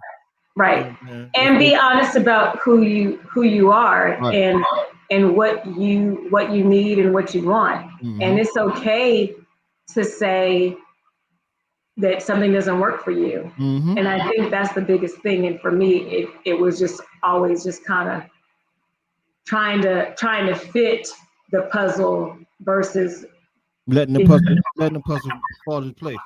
Right. Right. So work has been good, and you know, my child, she's just turned 16, and we're trying to, you know, get this lacrosse scholarship set up, and you know, my you know, like I said, I'm having a great time with friends. I'm traveling, which I mean I love to do anyway, but I'm probably traveled the most I have in forever. What I've been on something like, I think 13, 14 trips this year. Not this year. I was about to say like a year. Like you've been on. Yeah. Work hard, play hard. Yeah. So how long have you and your friend been dating? I don't know. You said you don't know.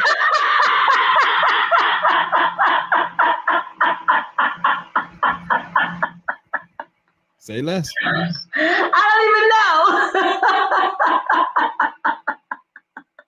know. They out here funning, boy. They ain't count the days. They having fun. Yeah, I mean. Yeah, I literally don't know. to look. Somebody got a question for you. Tequila said, how is it raising a biracial child?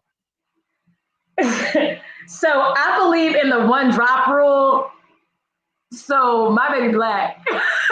Oh man, what is he talking about? I mean, she got a white daddy. You know, I mean, she black but she got a white daddy. That's all. She black but she got a white daddy. That's it. She tall, light skin, curly hair, like, but you know. Yeah, I mean, depending on the day. Now, when she walked out the house in a sweatshirt and shorts, I'd be like, "That's your daddy."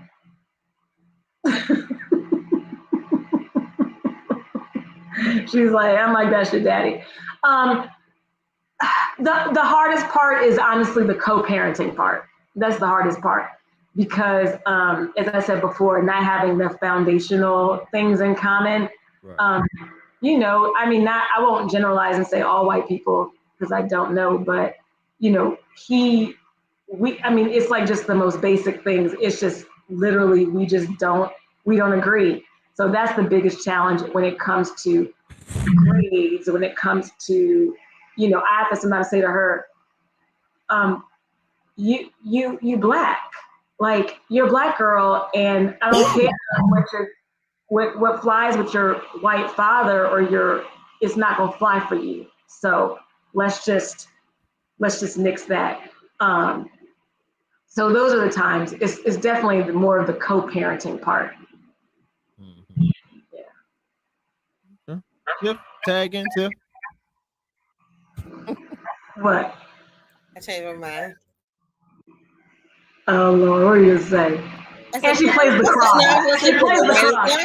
Even outside of that, I was gonna say even outside of that, we got like the whitest black family anyway. Like how they act is also how some of the others act on the other side. Like, right. You know, I was gonna say, I think I have a picture. Let me pull up a picture of my child. She's real cute. I love her. Are you gonna get the puppy? Huh? You should get the puppy. You didn't. Oh, please. I'm not getting a dog. She should have a puppy. Nope. Nope and nope.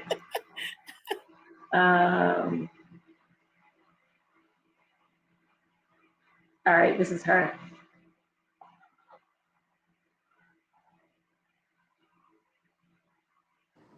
God, y'all just so strong. That's just at its best. Damn, all y'all look alike.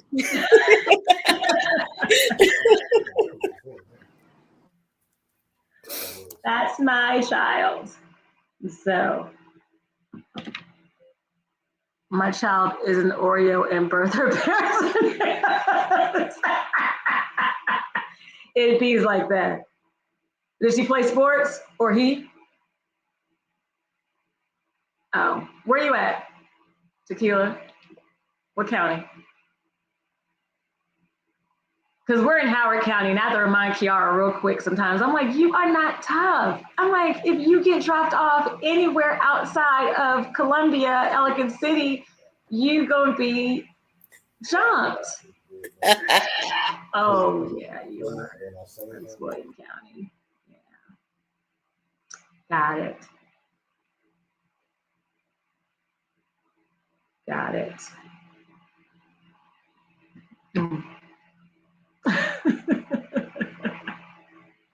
So yeah, so what? I gave y'all my business. I gave you my work. Oh, Ray's on mute.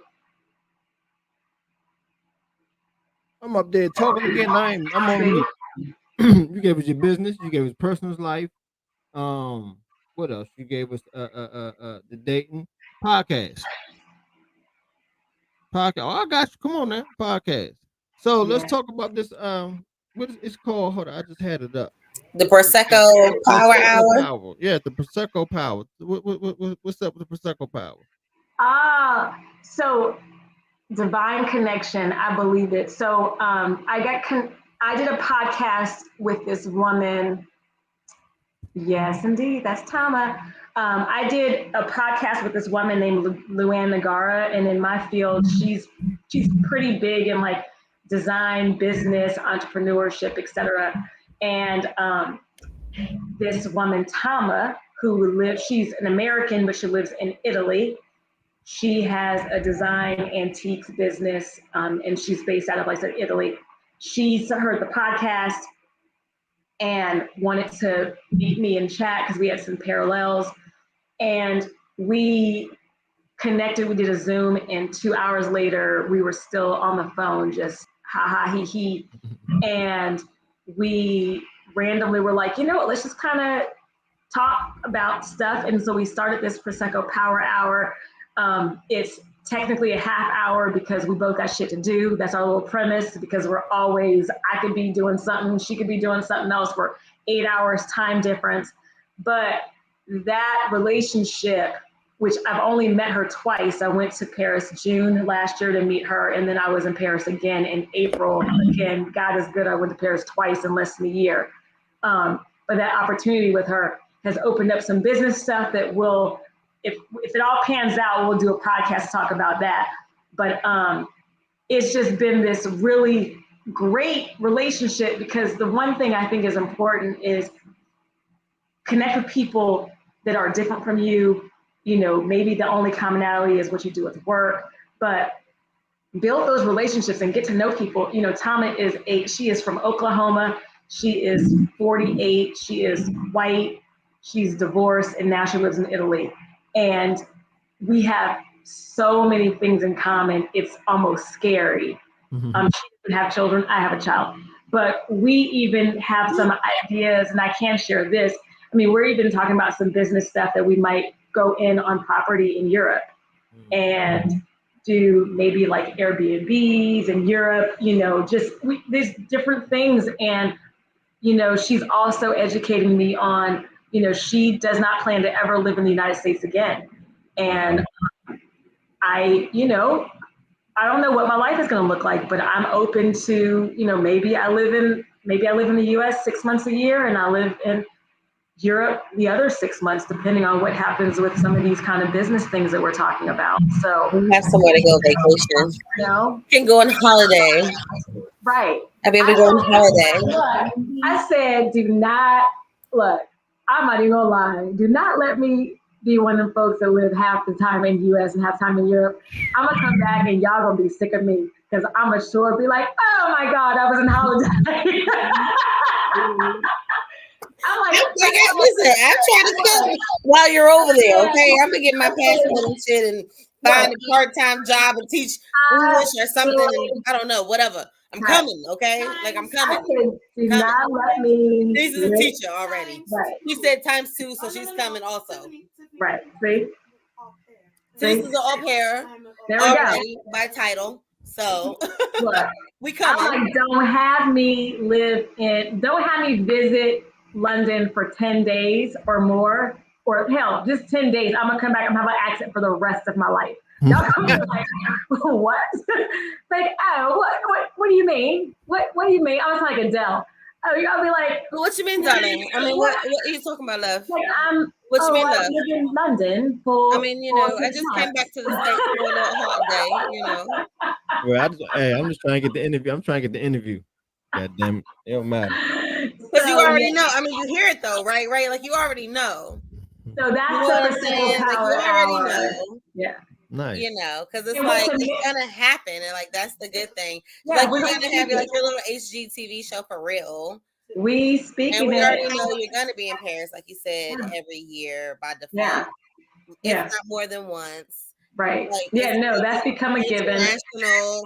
Right. It'll be like Chateau Andrea. Or, you know, like we already putting that into the universe. Like, we know that's coming. Like, you know. Oh, yes. It's coming.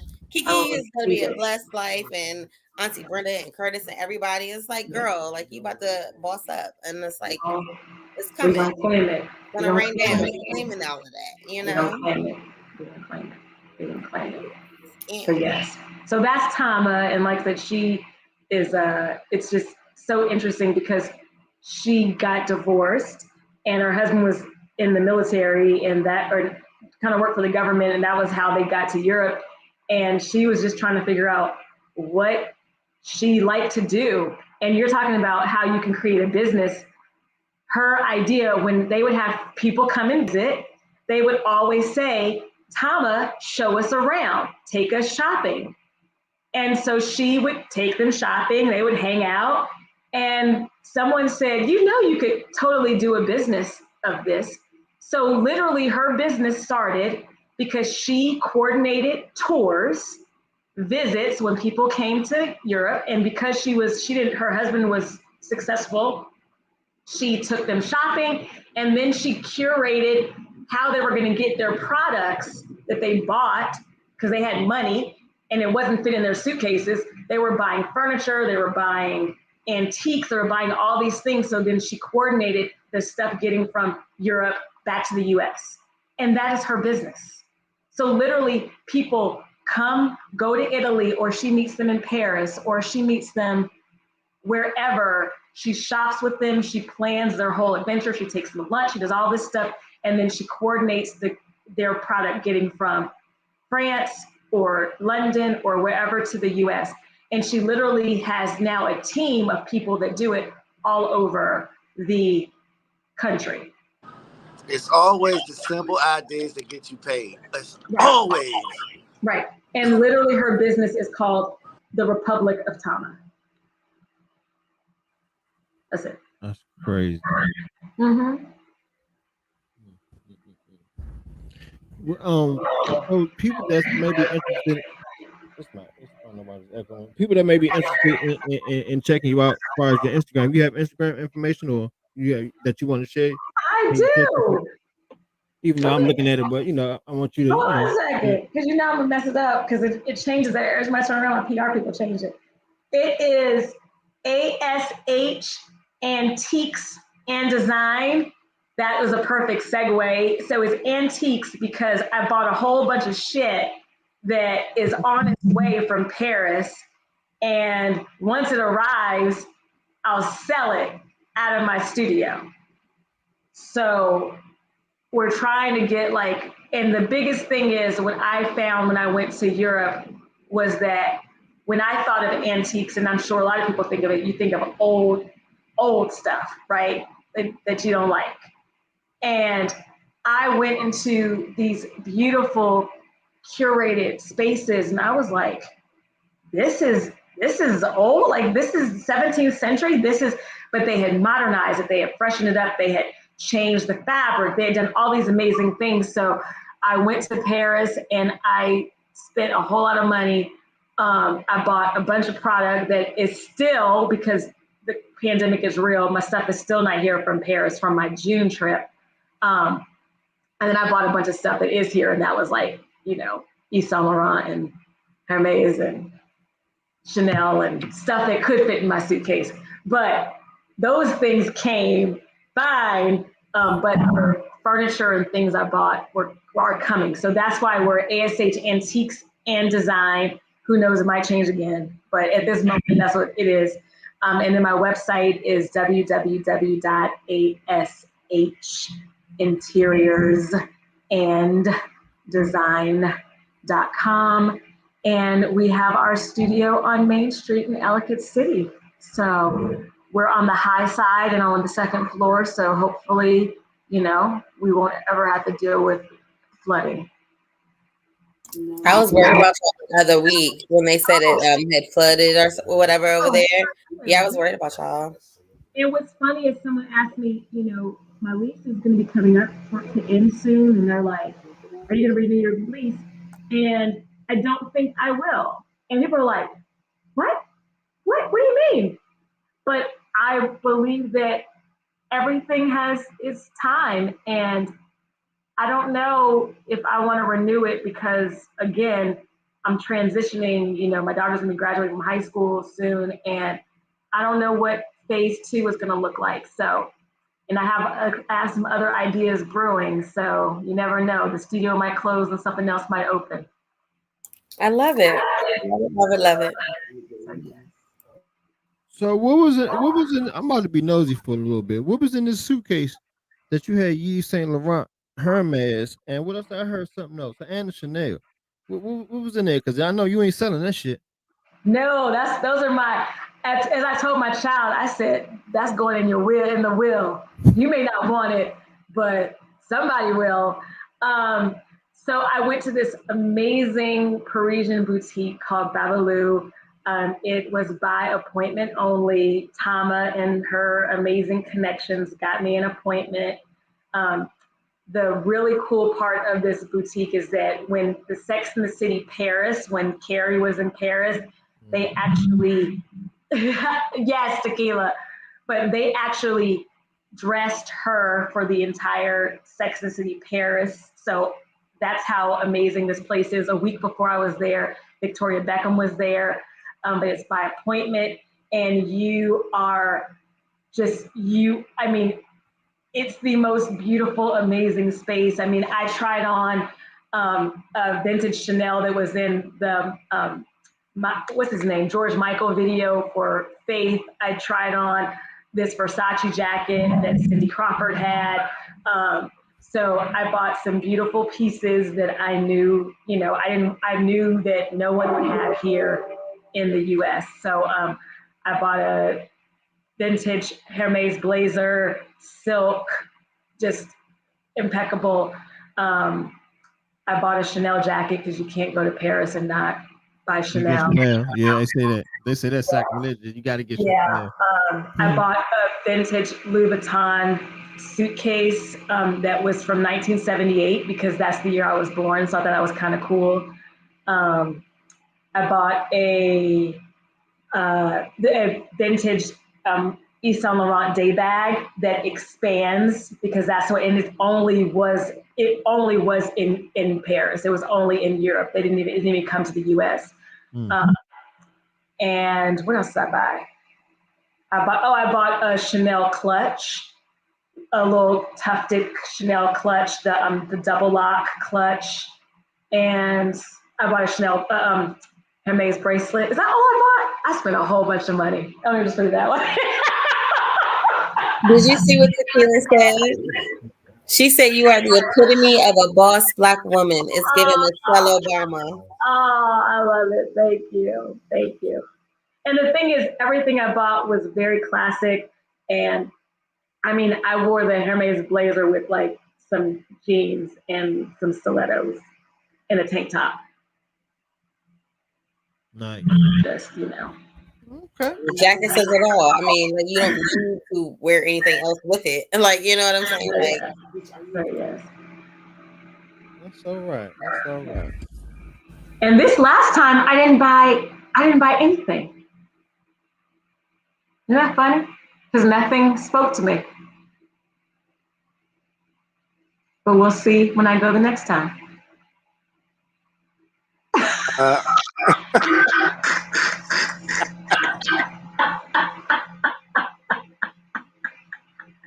Oh my God. Welcome to the check-in show, Andrea. Love you. Welcome to the check-in show. Yeah. Definitely welcome to the check-in show. I love it. That's crazy. That's what's up, man. That's what's up. Yes. Okay. Well, guys, it was definitely good, man. It was definitely fun talking to you and picking your brains.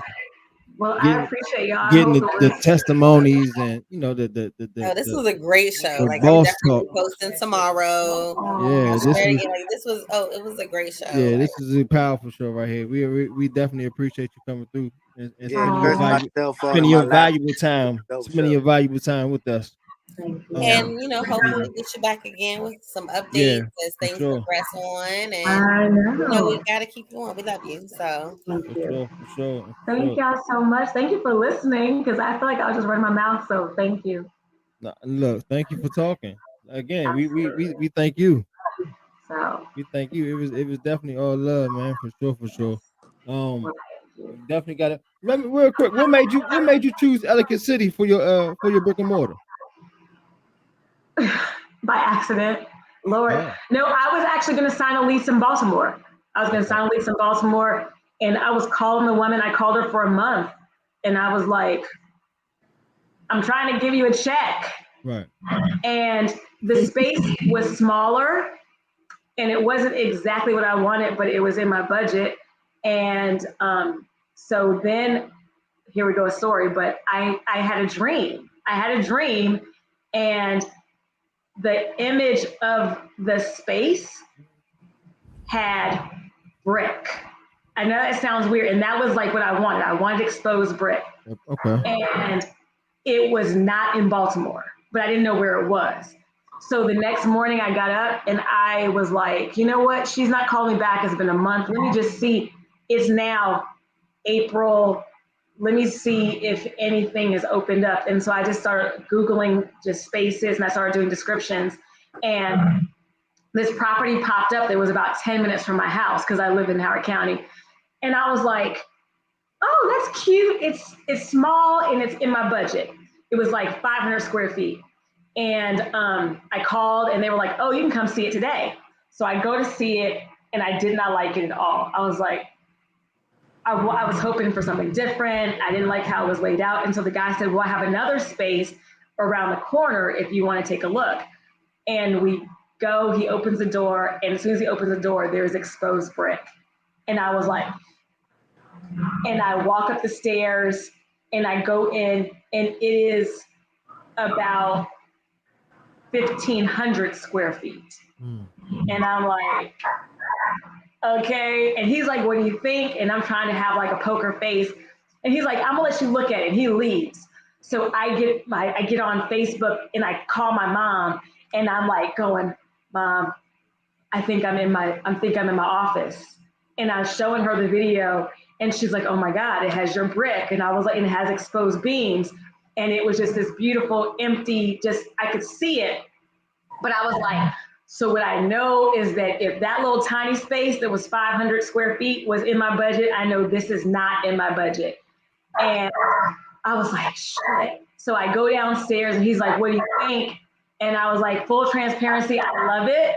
But you obviously know that my budget was for that space and not this space. And he said, well, how much can you afford? So I was like, what that space was is what I can afford. And he just was like, all right, well, I'm gonna go back to my office and I'll give you a call back. I go to my house, which again, 10 minutes. And by the time I got to my house, he had sent me an email and he was like, you know what? I have a good feeling about you. You can have it. And I was like, okay, but how much is it? He was like, no, I'll give you the price that you were looking at for the other space. Wow. And I was like, so then I'm like, oh, this is some shit. It's going to be like $2,000 for like electric. It's going to be something crazy. And he was like, no, he's like, I don't know. I have a good feeling. And if you've gone on my Instagram or my website, there's pictures of it. It's beautiful. It is. I'm on your website right now. It's huge. You'll see the ASH studio. It's brick. I was able to paint it. We put an accent wall. We put lighting. I mean, and they did all that stuff for us too. Like I bought the light. And they changed it out. They were like, what would you like to do to make it your own? I like these floors you got. These floors sick. Yeah. I like these floors. It's so stupid. Yeah. And literally he's, same price as the little 500 square foot corner. It's 1,500 square feet. And the space is beautiful. Like it's really, really beautiful. Yeah, that's dope. Yeah, that's a blessing on a blessing. Yeah. So I was like, okay, Lord, it's no turning back now. And that's the thing. Hindsight, I wanted to do this so many years ago, but was like, I can't afford it. It actually cost my studio to run and function cost me less than where I live, like my apartment. And people don't I always thought to have a business, to have a space, I was like, oh my God, it's $5,000-$10,000 a month. And how can I afford that? And then it was just like, wow, if I would have known, and I mean, yes, he gave me a deal, but all of a sudden I was like, wow, if I would have known that that was possible, I would have done this a long time ago. Mm-hmm. That's all right. And like I said, that's the reason, I do what I do. And I speak to colleges, I speak to community colleges. And that's the reason we have interns, because I want I want people to know that it's possible. I want creatives to know that you can be, because I was always told, are you going to be broke because you're an artist? Artists don't make any money. Okay, you do all right. Nice. So that's the studio, and that's how Elegant City happened, totally by accident, because I was going to be in Baltimore, across street from Power Plant. And I see that with the address for this 8185 Main Street on the second floor. Second floor, and we just opened there's an amazing cigar lounge, Black owned. I tell everyone that I have brought Black people to Main Street. It's called Thomas on Main. Black couple. They own the cigar shop across the street, and it's so nice. They also have this place next door. It's called Big Little Cheese. But it's like it's a grilled cheese breakfast place.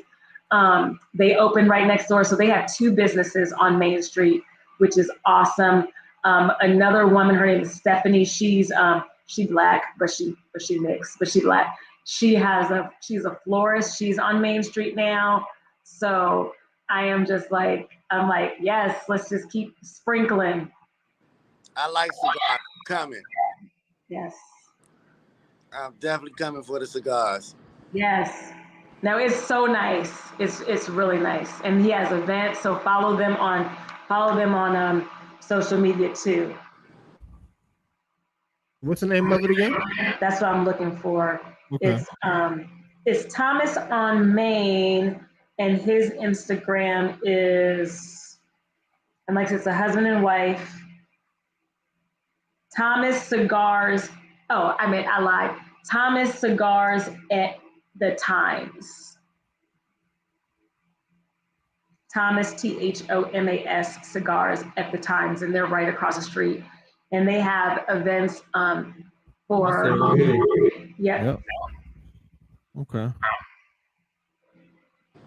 I wonder how long Cigar Club open up a chapter. 8156 Main Street. Okay. Yep, they're right across the street.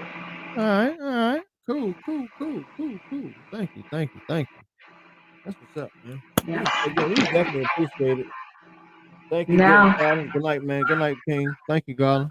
Good night, y'all. Thank you. We definitely appreciate it, man. Again, I know Tiffany's gonna keep us in the loop. Continued success, much success. You want doing your thing. Y'all need anybody in y'all podcast? Let us know. Yeah. We could come through. Love it. Enjoy life, man.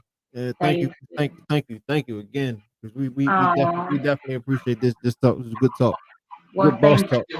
Thank you. I appreciate it so much. And y'all keep doing great things and just keep being honest. Like I said, truth and transparency.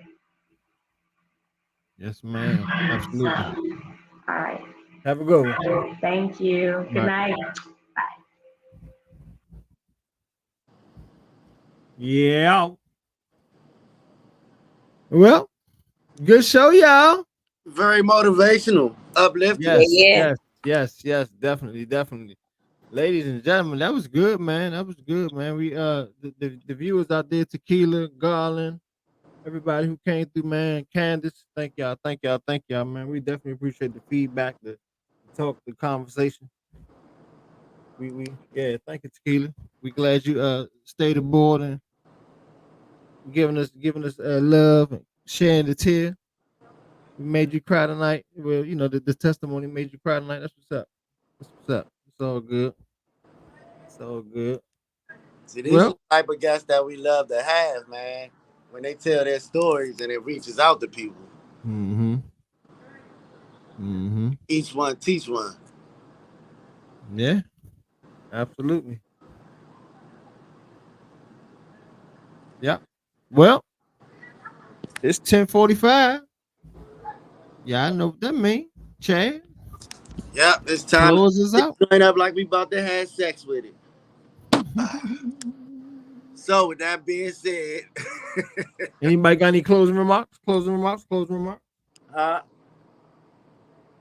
you say about Costco's? No, I said, did anybody got any closing remarks? Oh. Anybody got anything going on this weekend? Any events? Nothing. Nobody ain't got nothing going on. No parties or nothing. Chad, you got anything going on in the city, around the city? Nah, I think she crushed it on her own. She gave all the closing remarks. Well, it's all on right. you, buddy. Ladies and gentlemen, boys and girls, children of all ages, of course, you could have been anywhere else in the world, but you decided to be right here with us at the check-in. Shout out to all our viewers and listeners. Shout out to our guest, Andrea. Yo, we about to get it in one time for Tequila. July 2nd, pull up to the PJ Jam. It's going down. I heard it's going to be big, fun, and popping, and I won't be able to make it. God damn it. Pull up. Right. Huh? Pull up. So with that being said, of course, we don't want to leave, but we got to go right now. We'll see y'all next Tuesday, 8:35. On behalf of Tiff Nicole, Ray B, and myself, be blessed, and we out. Can you feel it? Can you feel it? Sure, Rock says.